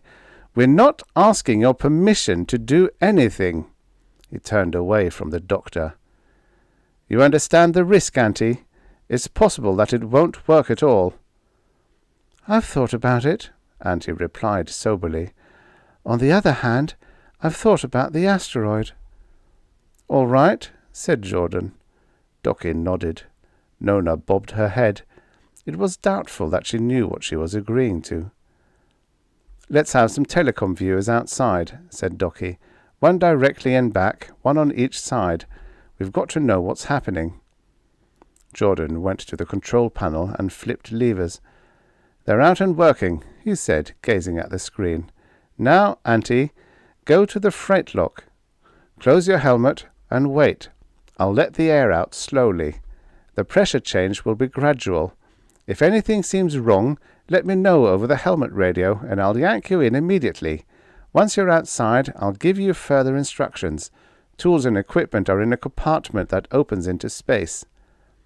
Auntie waddled away. Jordan looked down at his legless body. "I suppose we have to be realistic about it." "We do," answered Docchi. "Auntie is the only one of us who has a chance of doing the job and surviving." Jordan adjusted a dial. "It was Cameron who was responsible for it. If Auntie doesn't come back, you can be damn sure he'll join her." "No threats, please," said Docchi. "When are you going to let her out?" "She's out," said Jordan. Deliberately he had diverted their attention while he had taken the burden of emotional strain. Docchi glanced hastily at the telecom. Auntie was hanging free in space, wrapped and strapped in strips torn from the useless spacesuits, that and more flesh than any human had ever borne. The helmet sat jauntily on her head. The oxygen cylinder was strapped to her back. She was still intact. "How is she?" he asked anxiously, unaware that the microphone was open. "Fine," came Auntie's reply, faint and ready. "The air's thin, but it's pure oxygen." "Cold?" asked Docchi. "It hasn't penetrated yet. No worse than the acid at any rate. What do I do?" Jordan gave her directions. The others watched. It was work to find the tools and examine the tubes for defectives, to loosen the tubes in the sockets and pull them out and push them spinning into space. It was still harder to replace them, though there was no gravity and Auntie was held to the hull by magneslippers. But it seemed more than work. To Cameron, who was watching, an odd thought occurred. In her remote past, of which he knew nothing, Auntie had done something like this before. Ridiculous, of course, yet there was a rhythm to her motions, this shapeless giant creature whose bones would break with her weight if she tried to stand at even only half Earth gravity. Rhythm, a sense of purpose, a strange pattern, an incredible gargantuan grace. The whale ploughing the waves is graceful. It cannot be otherwise in its natural habitat. The human race has produced, accidentally, one unlikely person to whom interplanetary space was not an alien thing. Auntie was at last in her element. "Now," said Jordan, keeping the tension out of his voice, "go back to the outside tool compartment. You'll find a lever. Pull. That will set the combustion cap in place." "Done," said Auntie some minutes later. "That's all. You can come in now." "That's all? But I'm not cold. It hasn't reached any nerves yet." "Come in," repeated Jordan, showing the anger of alarm. She walked slowly over the hull to the cargo lock and, while she did, Jordan reeled in the telecom viewers. The lock was no sooner closed to the outside and the air hissing into the compartment than Jordan was there, opening the inner lock. "Are you all right?" he asked. She flipped back the helmet. There was frost on her eyebrows, and her nose was a bright red. "Of course. My hands aren't a bit cold." She stripped off the heated gloves and waggled her fingers. "It can't be," protested Cameron. "You should be frozen stiff." "Why?" asked Auntie, laughing. "It's a matter of insulation, and I have plenty of that." Cameron turned to Docchi. "When I was a kid, I saw a film of a dancer. She did a ballet, Life of the Cold Planets, I believe it was called. For some cockeyed reason, I thought of it when Auntie was out there. I hadn't thought of it in years." He rubbed his hand fretfully over his forehead. "It fascinated me when I first saw it. I couldn't get it out of my mind. When I grew older, I found out a tragic thing happened to the dancer. She was on a tour of Venus, and the ship she was in disappeared. They sent out searching parties, of course. They found her after she had spent a week on a fungus plane. You know what that meant? The great ballerina was a living spore culture medium." "Shut up," growled Jordan. Cameron didn't seem to hear. "Naturally, she died. I can't remember her name, but I've always remembered the ballet she did. That's funny, because it reminded me of Auntie out there." A fist exploded in his face. If there had been more behind the blow than shoulders and a fragment of a body, his jaw would have been broken. As it was, he floated through the air and crashed against the wall. Angrily he got to his feet. "I gave my word I wouldn't cause any trouble. The agreement evidently doesn't work both ways." He glanced significantly at the weapon Jordan carried. "Maybe you'd better be sure to have that around at all times." "I told you to shut up," said Jordan. After that he ignored the doctor. He didn't have a body with which to do it, but somehow Jordan managed a bow. "A flawless performance. One of your very best, Antoinette." "Do you think so?" sighed Auntie. The frost had melted from her eyebrows and was trickling down her cheek. She left with Jordan. Cameron remained behind. He felt his jaw. It was too bad about his ambitions. He knew now that he was never going to be the spectacular success he had once imagined. Not after these accidentals had escaped from Handicap Haven. Still, he would always be able to practice medicine somewhere in the solar system. He'd done his best on the asteroid and this ship, and had been a complete ass both times. The ballerina hadn't really died, as he had been told. It would have been better for her if she had. He succeeded in recalling her name. It had been Antoinette. Now it was Auntie. He could have found that out by checking her case history, if Handicap Haven had one on file. Probably not, he comforted himself. Why keep case histories of hopeless cases? "We'll stick to the regular lanes," said Docchi. "I think we'll get closer. They have no reason to suspect that we're heading toward Earth. Mars is more logical, or one of the moons of Jupiter, or another asteroid." Jordan shifted uneasily. "I'm not in favor of it. They'll pick us up before we have a chance to say anything." "But there's nothing to distinguish us from an ordinary Earth-to-Mars rocket. We have a ship's registry on board. Pick out a ship that's in our class. Hereafter, we're going to be that ship.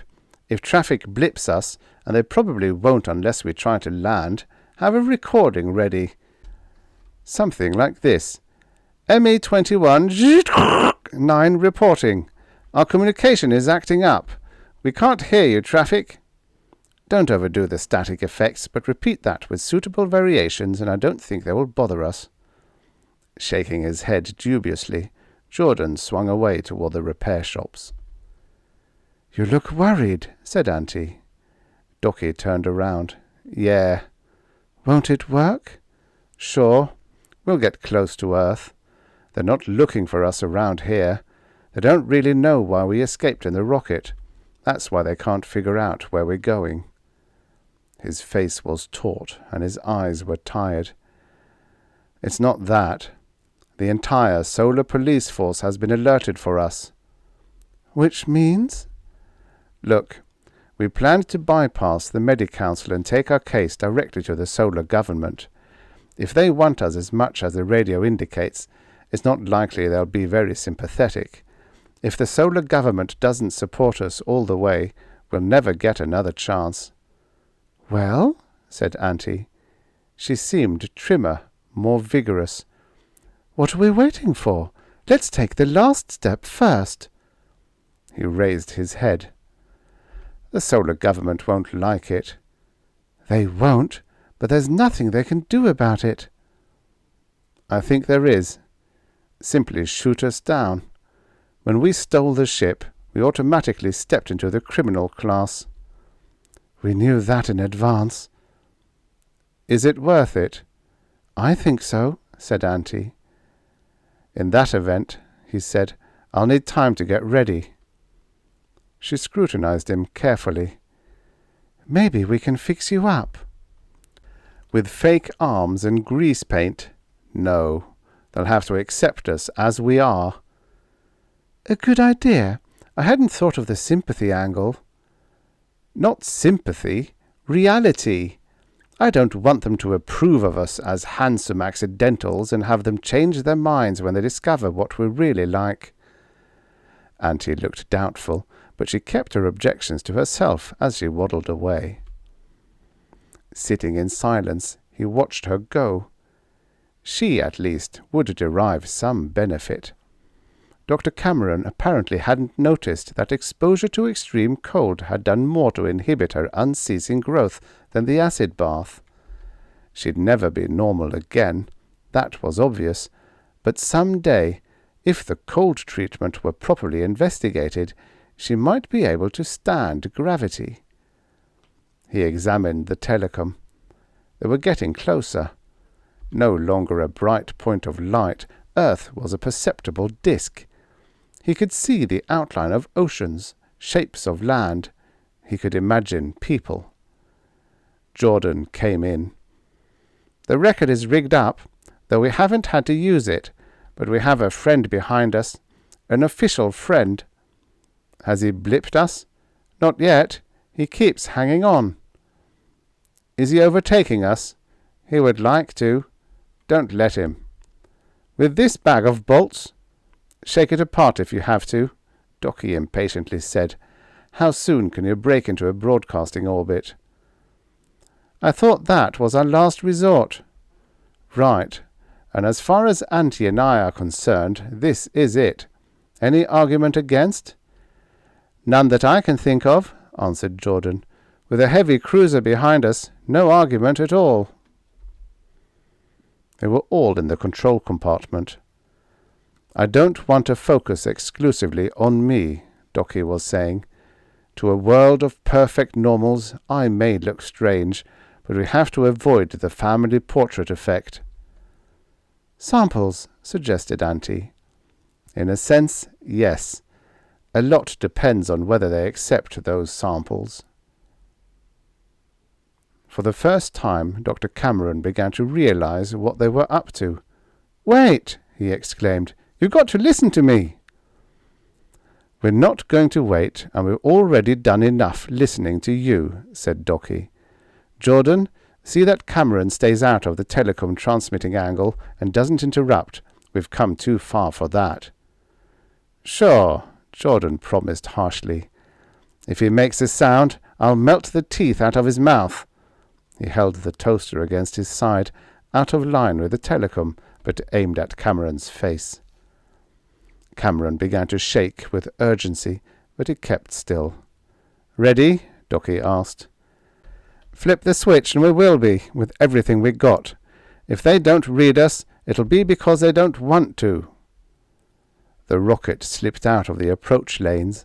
It spun down, the stern tubes pulsing brightly, coming toward Earth in a tight trajectory. "Citizens of the solar system," began Docchi, "everyone on Earth, this is an unscheduled broadcast, an unauthorized appeal. We are using the emergency bands because, for us, this is an emergency. Who are we? Accidentals, of course, as you can see by looking at us. I know this site isn't pretty, but we consider other things more important than appearance. Accomplishment, for example. Contributing to progress in ways normals cannot do. Shut away on Handicap Haven, we're denied this right. All we can do there is exist in frustration and boredom, kept alive whether we want to be or not. Yet We have a gigantic contribution to make if we are allowed to leave the solar system for Alpha Centauri. You can't travel to the stars now, although eventually you will. You must be puzzled, knowing how slow our present rockets are. No normal person could make the round trip. He would die of old age. But we accidentals can go. We would positively not die of old age. The Medi-Council knows that is true, and still will not allow us to go. At the side of the control compartment, Cameron opened his mouth to protest. Jordan, glancing at him, imperceptibly waggled the concealed weapon. Cameron swallowed his words and subsided without a sound. "Biocompensation," continued Docchi evenly. "You may know about it, but in case information on it has been suppressed, let me explain. The principle of biocompensation has long been a matter of conjecture. This is the first age in which medical technology is advanced enough to explore it. Every cell, every organism, tends to survive, as an individual, as a species. Injure it, and it strives for survival according to the seriousness of the injury. We accidentals have been maimed and mutilated almost past belief. Our organisms had the resistance of medical science, real medical science. Blood was supplied as long as we needed it, machines did all our breathing, kidneys were replaced, hearts furnished, glandular products supplied in the exact quantities necessary, nervous and muscular systems were regenerated. In the extremity of our organic struggle, because we had the proper treatment, our bodies were wiped virtually free of death." Sweat ran down his face. He longed for hands to wipe it away. "Most accidentals are nearly immortal." "Not quite. We'll die 400 or 500 years from now. Meanwhile, there is no reason why we can't leave the solar system. Rockets are slow. You would die before you got back from Alpha Centauri. We won't. Time doesn't matter to us. Perhaps better, faster rockets will be devised after we leave. You may get to there long before we do. We won't mind. We will simply have made our contribution to progress as best we could, and that will satisfy us." With an effort, Docchi smiled. The instant he did, he felt it was a mistake, one that he couldn't rectify. Even to himself it felt more like a snarl. "You know where we're kept that's a politer word than imprisoned? We don't call it Handicap Haven. Our name for it is the Junkpile, and to ourselves we're junk men. Does this give you a clue to how we feel? I don't know what you'll have to do to force the Medi-Council to grant their permission. We'll appeal to you as our last resort. We have tried all other ways and failed. Our future as human beings is at stake. Whether we get what we want and need is something for you to settle with your conscience." He nudged the switch and sat down. His face was grey. "I don't like to bother you," said Jordan, "but what shall we do about them?" Docchi glanced at the telecom. They were uncomfortably close and considerably more numerous than the last time he had looked. "Take evasive action," he said wearily. "Swing close to Earth and use the planet's gravity to give us a good push. We've got to keep out of their hands until people have time to react." "I think you ought to know," began Cameron. There was an odd tone to his voice. "Save it for later," said Docchi. "I'm going to sleep." His body sagged. "Jordan, wake me up if anything important happens. And remember that you don't have to listen to this fellow unless you want to." Jordan nodded and touched the controls. Nona, leaning against the gravital panel, paid no attention to the scene. She seemed to be listening to something nobody else could hear. That was nothing new, but it broke Docchi's heart whenever he saw it. His breath drew in almost with a sob as he left the control room. The race went on. Backdrop, planets, stars, darkness. The little flecks of light that edged nearer didn't seem cheerful to Jordan. His lips were fixed in a straight, hard line. He could hear Docchi come in behind him.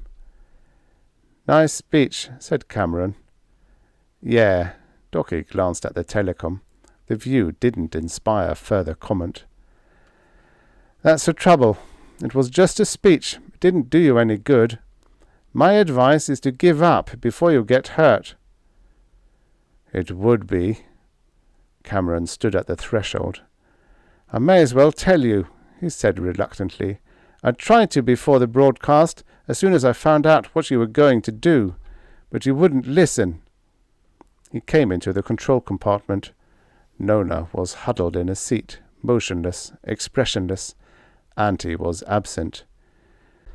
"You know why the Medi-Council refused to let you go?" "Sure," said Docchi. "The general metabolism of accidentals is further from normal than that of creatures we dredge from the bottom of the sea. Add to that an enormously elongated lifespan, and you ought to see the Medi-Council's objection." "Get to the point."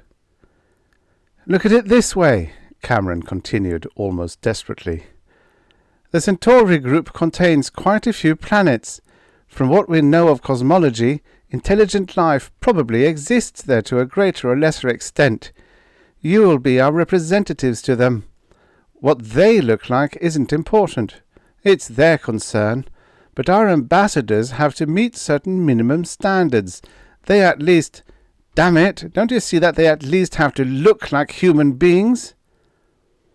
"I know you feel that way," said Jordan, rigid with contempt. "I'm not talking for myself," Cameron said. "I'm a doctor. The Medi-Councillors are doctors. We graft on or regenerate legs and arms and eyes. We work with blood and bones and intestines. We know what a thin borderline separates normal people from you. Don't you understand? They're perfect, perhaps too much so. They can't tolerate even small blemishes. They rush to us with things like hangnails, pimples, simple dandruff. Health, or rather the appearance of it, has become a fetish. They may think they're sympathetic to you, but what they actually feel is something else." "What are you driving at?" whispered Docchi. "Just this. If it were up to the Medi-Council, you would be on your way to the Centauri group. But it isn't.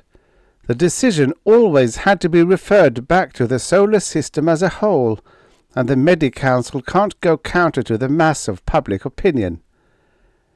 Docchi turned away in loathing.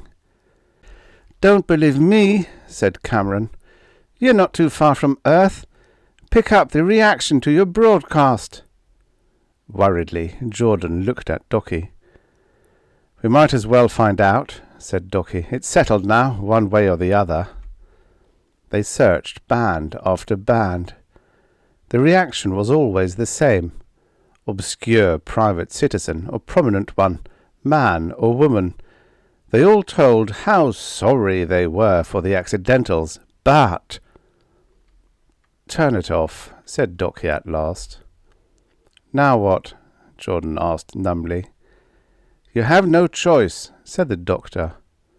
"No choice," repeated Docchi dully.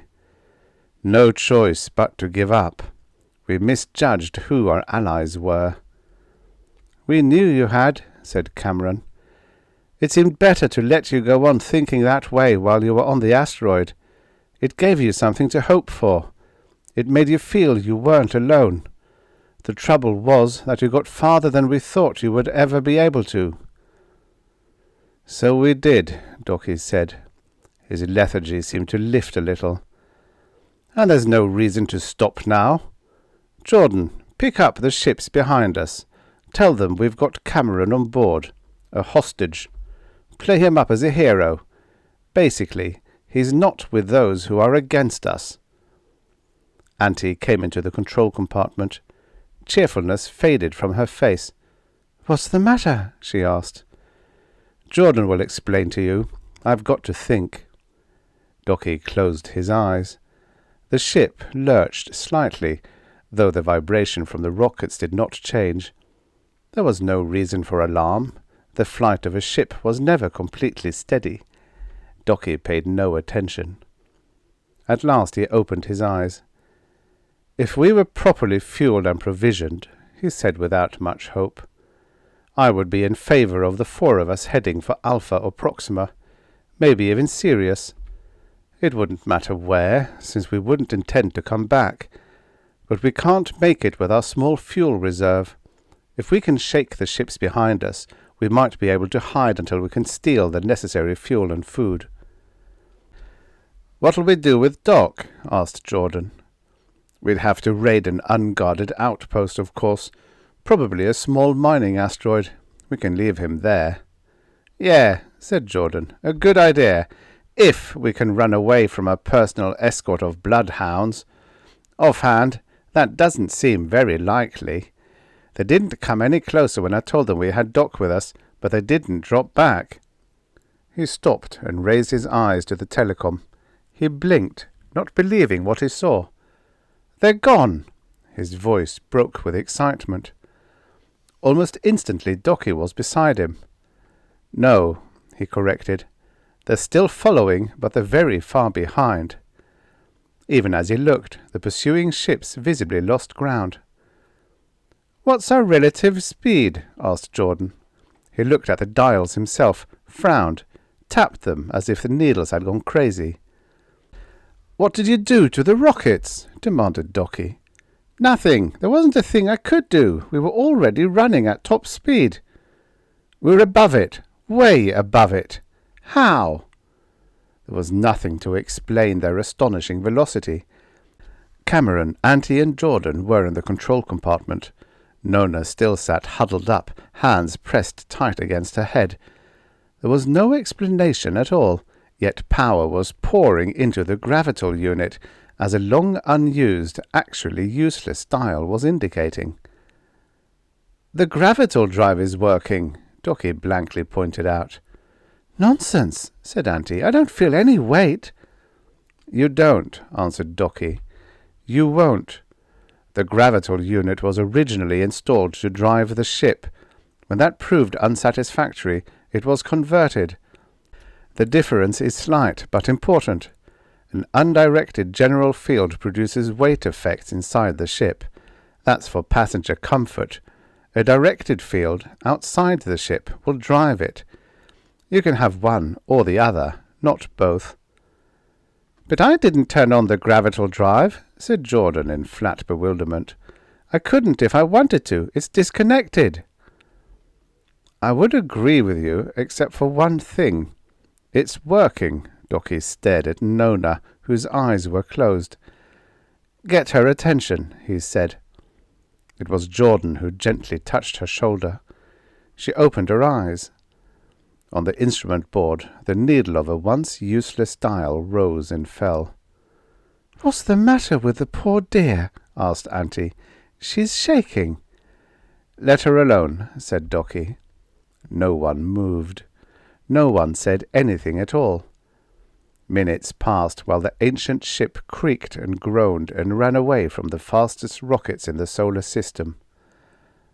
"I think I know," said Docchi at last, still frowning. "Consider the gravity-generating plant. Part of it is an electronic computer capable of making the necessary calculations and juggling the proportion of power required to produce, continuously, directed or undirected gravity. In other words, a brain, a complex mechanical intelligence. From the viewpoint of that intelligence, why should it perform ad infinitum a complicated but meaningless routine? It didn't know why, and because it didn't, very simply, it refused to do so. Now consider Nona. She's deaf, can't speak, can't communicate. In a way, she's comparable to the gravital computer. Like it, she has a very high potential intelligence. Like it, she's had difficulty grasping the facts of her environment. Unlike it, though, she has learned something. How much, I don't know, but it's far more than the Medi-Council psychologists credit her with." "Yeah?" said Jordan dubiously. "But what's happening now?" "If there were two humans involved, you would call it telepathy," answered Docchi hesitantly, fumbling for concepts he could only sense without grasping. "One intelligence is electronic, the other organic. You'll have to coin a new term, because the only one I know is extrasensory perception, and that's obviously ridiculous. It is, isn't it?" Jordan smiled and flexed his arms. Under the shapeless garment his muscles rippled. "It isn't," he said. "The power was there, but we're the only ones who know how to use it. Or rather, Nona is." "Power?" repeated Auntie, rising majestically. "You can keep it.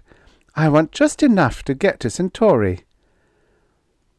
"I think you'll get it," Docchi promised. "A lot of things seem clearer now. For example, in the past, why didn't gravital units work well at considerable distances from the Sun? As a matter of fact, the efficiency of each unit was inversely proportional to the square of the distance between it and the Sun. The gravital computer is a deaf, blind, mass-sensitive brain. The major fact in its existence is the Sun, the greatest mass in the solar system. To such a brain, leaving the solar system would be like stepping off the edge of a flat world, because it couldn't be aware of stars. Now that it knows about the galaxy, the drive will work anywhere. With Nona to direct it, even Sirius isn't far away." "Doc," said Jordan carelessly, "you'd better be figuring a way to get off the ship. Remember, we're going faster than man ever went before." He chuckled. "Unless, of course, you like our company and don't want to leave." "We've got to do some figuring ourselves," interposed Docchi, "such as where we are heading now." "A good idea," said Jordan. He busied himself with charts and calculations. Gradually his flying fingers slowed. His head bent low over his work. At last he stopped and folded his arms. "Where?" asked Docchi. "There." Jordan dully punched the telecom selector, and a view became fixed on the screen. In the centre glimmered a tiny world, a fragment of a long-exploded planet. Their destination was easily recognizable. It was Handicap Haven. "But why do we want to go there?" asked Auntie. She looked in amazement at Docchi. "We're not going voluntarily," he answered, his voice flat and spent. "We're going where the Medi-Council wants us to go. We forgot about the monitor system. When Nona activated the gravital unit, that fact was indicated at some central station. All the Medi-Council had to do was use the monitor to take the gravital drive away from Nona." "We thought we were running away from the ships, which we were, but only to beat them back to the Junkpile?" asked Auntie. Docchi nodded.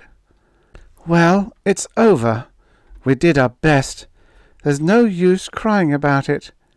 Yet she was. She passed by Nona, patting her gently. "It's all right, darling. You tried."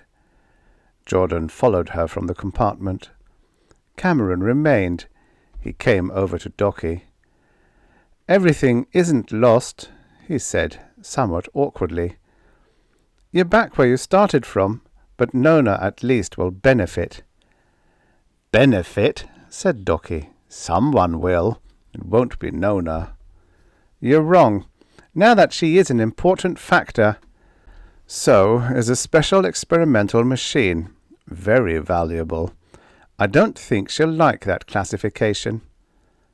Silence met silence. It was Dr. Cameron who turned away. "That ghastly glow of yours when you're angry always did upset me.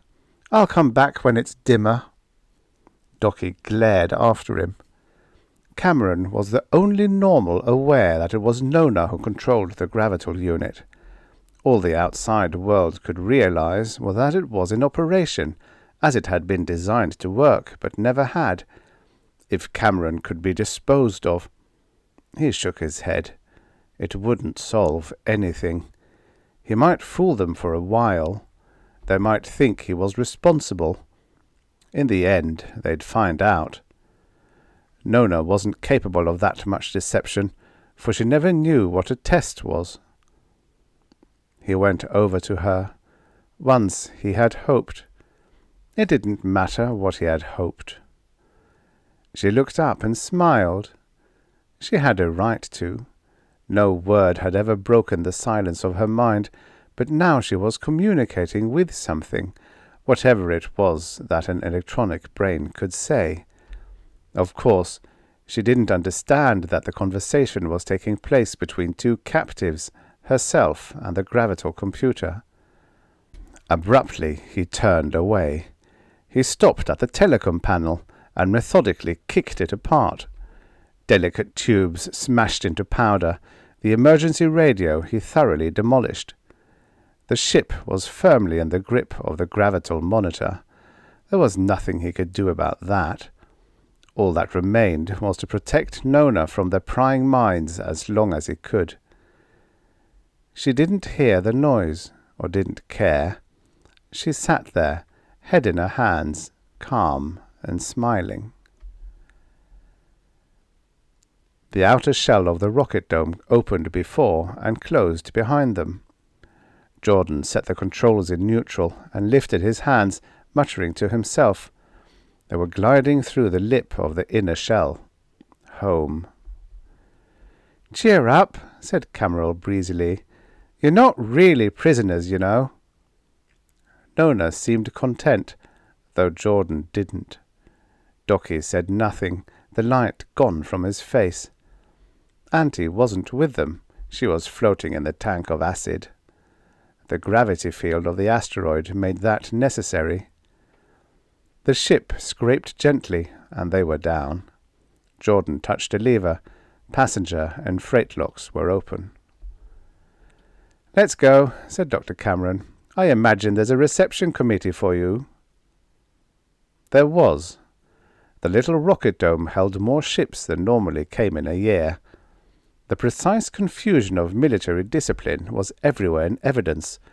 Armed guards lined either side of the landing ramp down which they walked. At the bottom, a large telecom unit had been set up. If size indicated anything, someone considered this an important occasion. From the screen, larger than life, Medi-Councillor Thornton looked out approvingly. The procession from the ship halted in front of the telecom unit. "A good job, Dr. Cameron," said the Medi-Councillor. "We were quite surprised at the escape of the 4 accidentals, and your disappearance, which coincided with it. From what we were able to piece together, you deliberately followed them. A splendid example of quick thinking, Doctor. You deserve recognition for it." "Thank you," said Cameron. "I'm sorry I can't be there to congratulate you in person, but I will be soon." The Medi-Councillor paused discreetly. "At first, the publicity was bad. Very bad. We thought it unwise to conceal an affair of such magnitude. Of course, the unauthorized broadcast made it impossible. Fortunately, the gravital discovery came along at just the right time. I don't mind telling you that the net effect is now in our favor." "I hoped it would be," said Cameron. "Nona." "You've spoken about her before." The Medi-Councillor frowned. "We can discuss her later. For the moment, see that she and the rest of the accidentals are returned to their usual places. Bring Docchi to your office at once. I want to question him privately."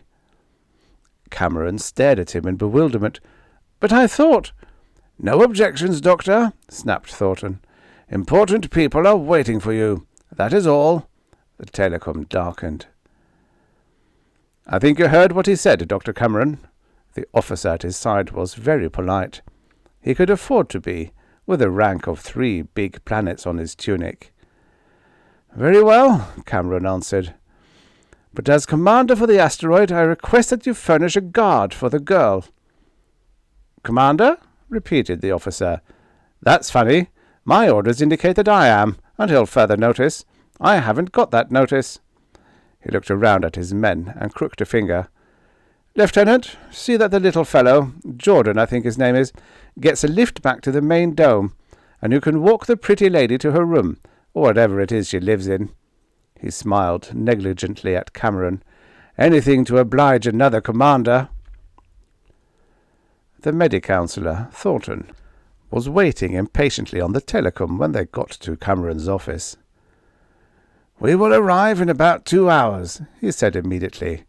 "When I say we, I mean a number of top governmental officials and scientists. Meanwhile, let's get on with this gravital business." He caught sight of the commander. "General Judd, this is a technical matter. I don't think you'll be interested in it." "Very well, sir. I'll stand guard outside." The Medi-Councillor was silent until the door closed behind General Judd. "Sit down, Docchi," he said with unexpected kindness. He paused to note the effect. "I can sympathize with you. You had everything you wanted nearly within your reach.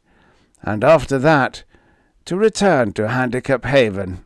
Well, I can understand how you feel. But since you did return, I think we can arrange to do something for you." Docchi stared at the man on the screen. A spot of light pulsed on his cheek and then flared rapidly over his face. "Sure," he said casually, "but there are criminal charges against me." "A formality," said the Medi-Councillor. "With a thing like the discovery, or rediscovery, of the gravital drive to think about, no one is going to worry much about your unauthorized departure from the asteroid." Medi-Councillor Thornton sounded pleased. "I don't want to mislead you. We can't do any more for you medically than has already been done. However, you will find yourself the center of a more adequate social life. Friends, work, whatever you want. Naturally, in return for this, we will expect your full cooperation." "Naturally," Docchi blinked at him and got to his feet. "Sounds interesting. I'd like to think about it for a minute." Cameron planted himself squarely in front of the screen. "Maybe I don't understand. I think you've got the wrong person." "Dr. Cameron," Thornton glowered. "Please explain." "It was an easy mistake to make," said Cameron. "Cut off from communication, the gravital drive began to work. How? Why? Mostly, who did it? You knew it wasn't I. I'm a doctor, not a physicist. Nor Jordan. He's at best a mechanic. Therefore, it had to be Docchi, because he's an engineer. He could make it work. But it wasn't Docchi. He had nothing to do with—" "Look out!" cried Thornton, too late. Cameron fell to his knees. The same foot that had brought him down crashed into his chin. His head snapped back and he sprawled on the floor. Blood trickled from his face. "Docchi!" shouted Thornton from the screen. Docchi didn't answer. He was crashing through the door. The commander was lounging against the wall. Head down, Docchi ran into him. The toaster fell from his belt to the floor. With scarcely a pause, Docchi stamped on it and continued running. The commander got to his feet and retrieved the weapon. He aimed it tentatively at the retreating figure. A thought occurred to him, and he lowered it. He examined the damaged mechanism. After that, it went gingerly into a tunic pocket. Muffled shouts were coming from Cameron's office. The general broke in. The Medi-Councillor glared at him from the screen. "I can see that you let him get away." The dishevelled officer straightened his uniform. "I'm sorry, sir. I'll alert the guards immediately." "Never mind now. Revive that man." The general wasn't accustomed to giving resuscitation. It was out of his line. Nevertheless, in a few minutes Cameron was conscious, though somewhat dazed. "Now then, Doctor, if it wasn't Docchi who was responsible for the sudden functioning of the gravital drive, who was it?" With satisfaction, Cameron told him. He had not been wrong about the girl. Listening to the detailed explanation of Nona's mental abilities, the general was perplexed, as generals sometimes are. "I see," the Medi-Councillor nodded. We overlooked that possibility altogether. Not the mechanical genius of an engineer. Instead, the strange telepathic sense of a girl. That puts the problem in a different light." "It does." Cameron pressed his aching jaw. "She can't tell us how she does it. We'll have to experiment. Fortunately, it won't involve any danger. With the monitor system, we can always control the gravital drive." The Medi-Counselor leaned perilously backward and shook his head. "You're wrong. It's supposed to, but it doesn't. We tried. For a microsecond, the monitor did take over, but the gravital computer is smarter than we thought, if it was the computer that figured out the method. It found a way of cutting the power from the monitor circuit. It didn't respond at all." Cameron forgot his jaw. "If you didn't bring the rocket back on remote, why did she come?" "Docchi knows," growled the Medi-Counselor. "He found out in this room. That's why he escaped." He tapped on his desk with blunt fingers. "She could have taken the ship anywhere she pleased, and we couldn't have stopped her. Since she voluntarily came back, it's obvious that she wants the asteroid."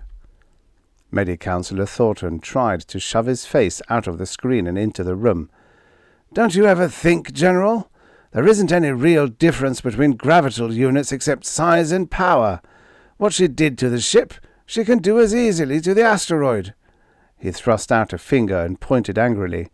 "Don't stand there, General Judd! Find that girl!" It was late for that kind of command. The great dome overhead trembled and creaked in countless joints. The little world shivered, groaned as if it had lain too long in an age-old orbit. It began to move. Vague shapes stirred, crawled, walked if they could. Fantastic and near-fantastic figures came to the assembly.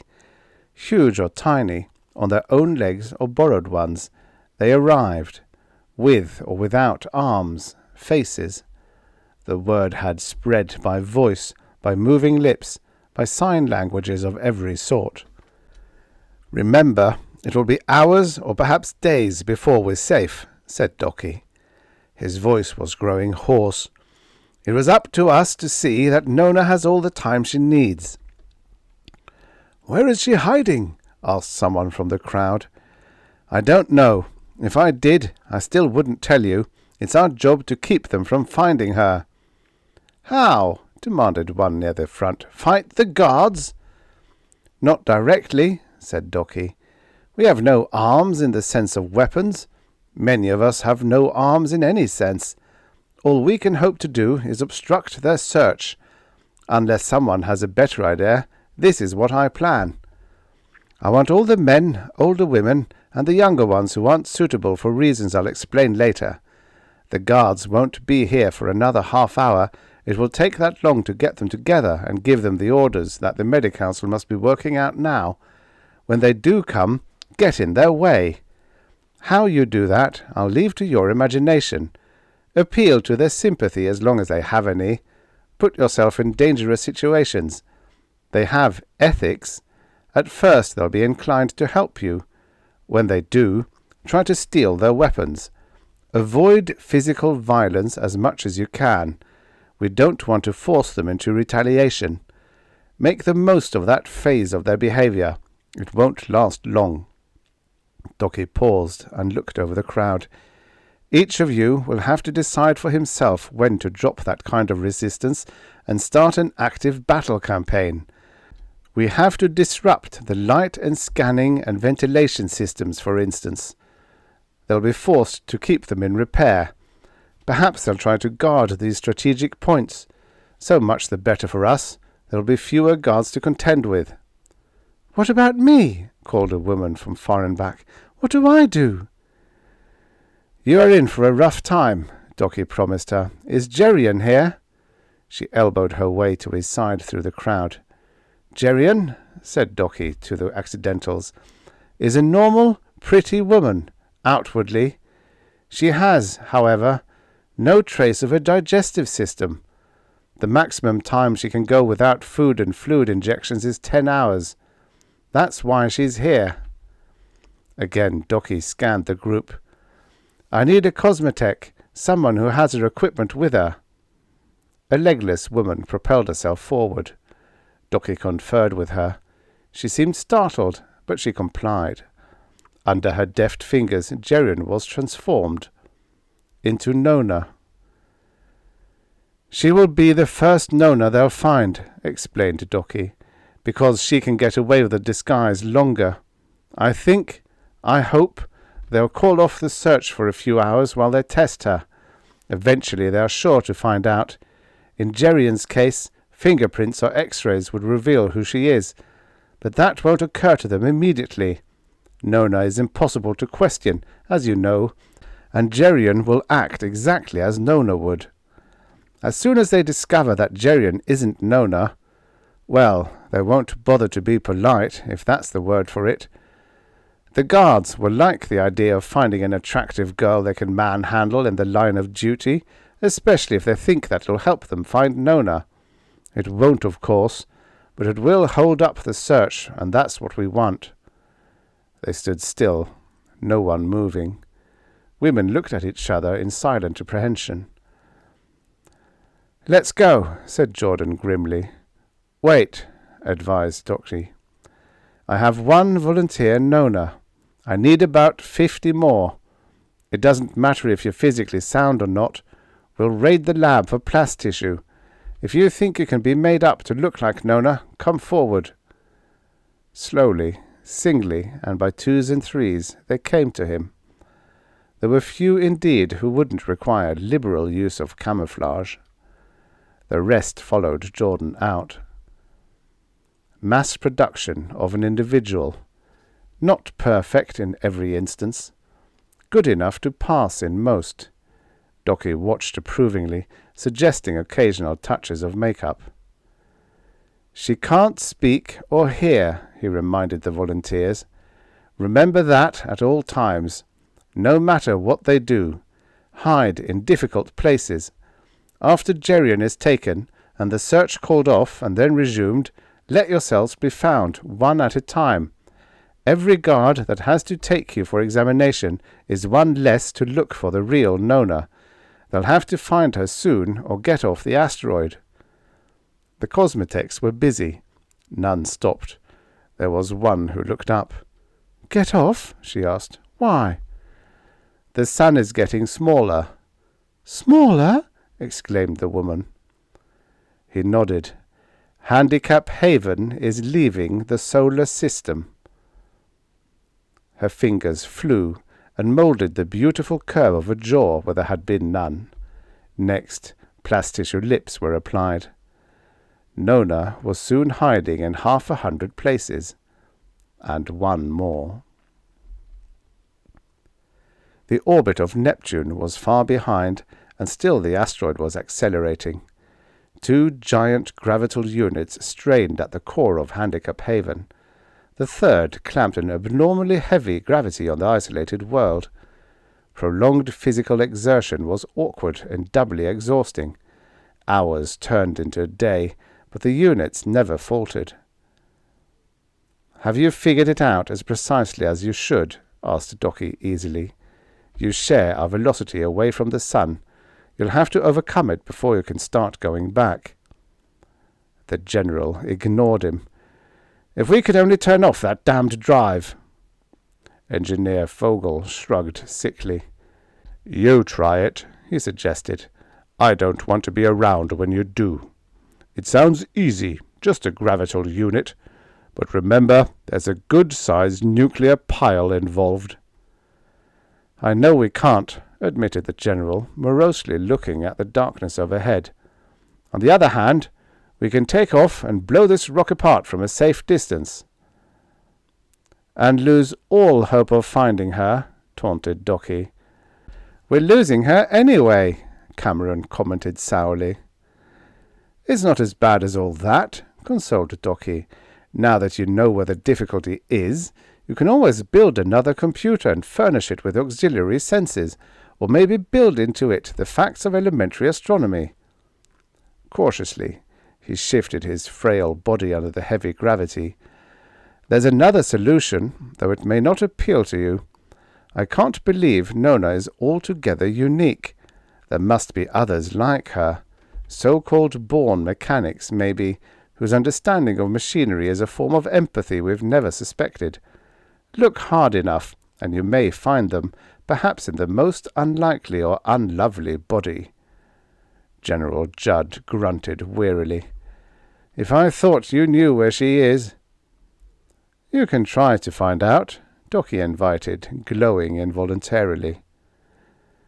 Forget about the dramatics, General, said Cameron in disgust. We've questioned him thoroughly. Resistance we would have had in any event. He's responsible merely for making it more effective than we thought possible. He added slowly, At the moment, obviously, he's trying to tear down our morale. He doesn't have to bother. The situation is so bad that it looks hopeless. I can't think of a thing we can do that would help us. The sun was high in the center of the dome. Sun? More like a very bright star. It cast no shadows. The lights in the dome did. They flickered and with monotonous regularity went out again. The general swore constantly and emotionlessly until service was restored. A guard approached with his captive. I think I found her, sir. Cameron looked at the girl in dismay. Guard, where's your decency? Orders, sir, the man said. Whose orders? Yours, sir. You said she was sound of body. How else could I find out? Cameron scowled and thrust a scalpel deep into the girl's thigh. She looked at him with a tear-stained face, but didn't move a muscle. Plast tissue, as any fool can see, he commented dourly. The guard looked revolted and started to lead her out. Let her go, snapped the doctor. Both of you will be safer, I think. The girl darted away. The guard followed her, shuddering, his eyes filled with a self-loathing that Cameron realized would require hours of psychiatric work to remove. Docchi smiled. I have a request to make. Go ahead and make it, snorted the general. We're likely to give you anything you want. You probably will. You're going to leave without her, very soon. When you do go, don't take all your ships. We'll need about 3 when we come to another solar system. General Judd opened his mouth in rage. Don't you say anything you'll regret, cautioned Docchi. When you get back, what will you report to your superiors? Can you tell them that you left in good order while there was still time to continue the search? Or will they like it better if they know you stayed until the last moment, so late that you had to abandon some of your ships? The general closed his mouth and stamped away. Wordlessly, Cameron dragged after him. The last ship had blasted off, and the rocket trails had faded into overwhelming darkness. The sun, which had been trying to lose itself among the other stars, finally succeeded. The asteroid was no longer the Junkpile. It was a small world that had become a swift ship. We can survive, said Docchi. Power and oxygen we have, and we can grow or synthesize our food. He sat beside Auntie's tank, which had been returned to the usual place. A small tree nodded overhead in the artificial breeze. It was peaceful enough, but Nona wasn't there. We'll get you out of the tank, promised Jordan. When she comes back, we'll rig up a place where there's no gravity, and we'll continue cold treatment. I can wait, said Auntie. On this world I'm normal. Docchi stared forlornly about. The one thing he wanted to see wasn't there. If you're worrying about Nona, advised Auntie, don't. The guards were pretty rough with the women, but Plastissue doesn't feel pain. They didn't find her. How do you know? Listen, said Auntie. The ground shivered with the power of the gravital units. As long as they're running, how can you doubt? If I could be sure. You can start now, Jordan said. First, though, you'd better get up and turn around. Docchi scrambled to his feet. She was coming toward him. She showed no sign of strain, except for a slight smudge on her wonderfully smooth and scarless cheek. She might just have stepped out of a beauty cubicle. Without question, she was the most beautiful woman in the world. This world, of course, though she could have done well on any world, if she could have communicated with people as well as with machines. "Where were you hiding?" Docchi asked, expecting no answer. She smiled. He wondered, with a feeling of helplessness, if machines could sense and appreciate her lovely smile, or whether they could somehow smile themselves. "I wish I could take you in my arms," he said bitterly. "It's not as silly as you think," said Auntie, watching from the surface of the tank. "You don't have any arms, but she has two. You can talk and hear, but she can't. Between you, you're a complete couple." "Except that she would never get the idea," he answered unhappily. Jordan, rocking on his hands, looked up quizzically. "I must be something like her. They used to call me a born mechanic. Just put a wrench in my hand and I can do anything with a piece of machinery. It's as if I sense what the machine wants done to it. Not to the extent that Nona can understand naturally. You might say it's reversed, that she's the one who can hear, while I have to lip-read." "You never just gabble," Docchi prompted. "You have something in mind." Jordan hesitated. "I don't know if it's stupid or what. I was thinking of a kind of sign language with machines. You know, start with the simple ones, like clocks and such, and see what they mean to her. Since there'd be basic machines, she'd probably have pretty basic reactions. Then it's just a matter of—" "You don't have to blueprint it," Docchi cut in excitedly. "That would be fine for determining elementary reactions, but I can't carry around a machine shop. It wouldn't be practical. There ought to be one variable machine that would be portable and yet convey all meanings to her." "An electronic oscillator?" Acid waves washed at the sides of the tank as Auntie stirred impatiently. "Will you two great brains work it out in the lab, please? And when you get through with that problem, you'll have plenty more to keep you occupied until we get to the stars. Jordan and me, for instance. What future is there for a girl unless she can get married?" "That's right," Docchi said. "I've got an idea we can do better than normal doctors. Being accidentals ourselves, we won't stop experimenting till we succeed, and we have hundreds of years to do it in." Glowing, literally, with pleasure, he bent over for Jordan to climb on his back. Then he kissed Nona and headed for the laboratory. Nona smiled and followed. "There are some things you don't need words or machines to express," Auntie called out. "Keep that in mind, will you?" She submerged contentedly in the acid bath. Above the dome, the stars gleamed a bright welcome to the little world that flashed through interstellar space. The end. Subscribe for your daily stories of futures past. You know, many of these stories were written in a time where 50 years ago was in the future.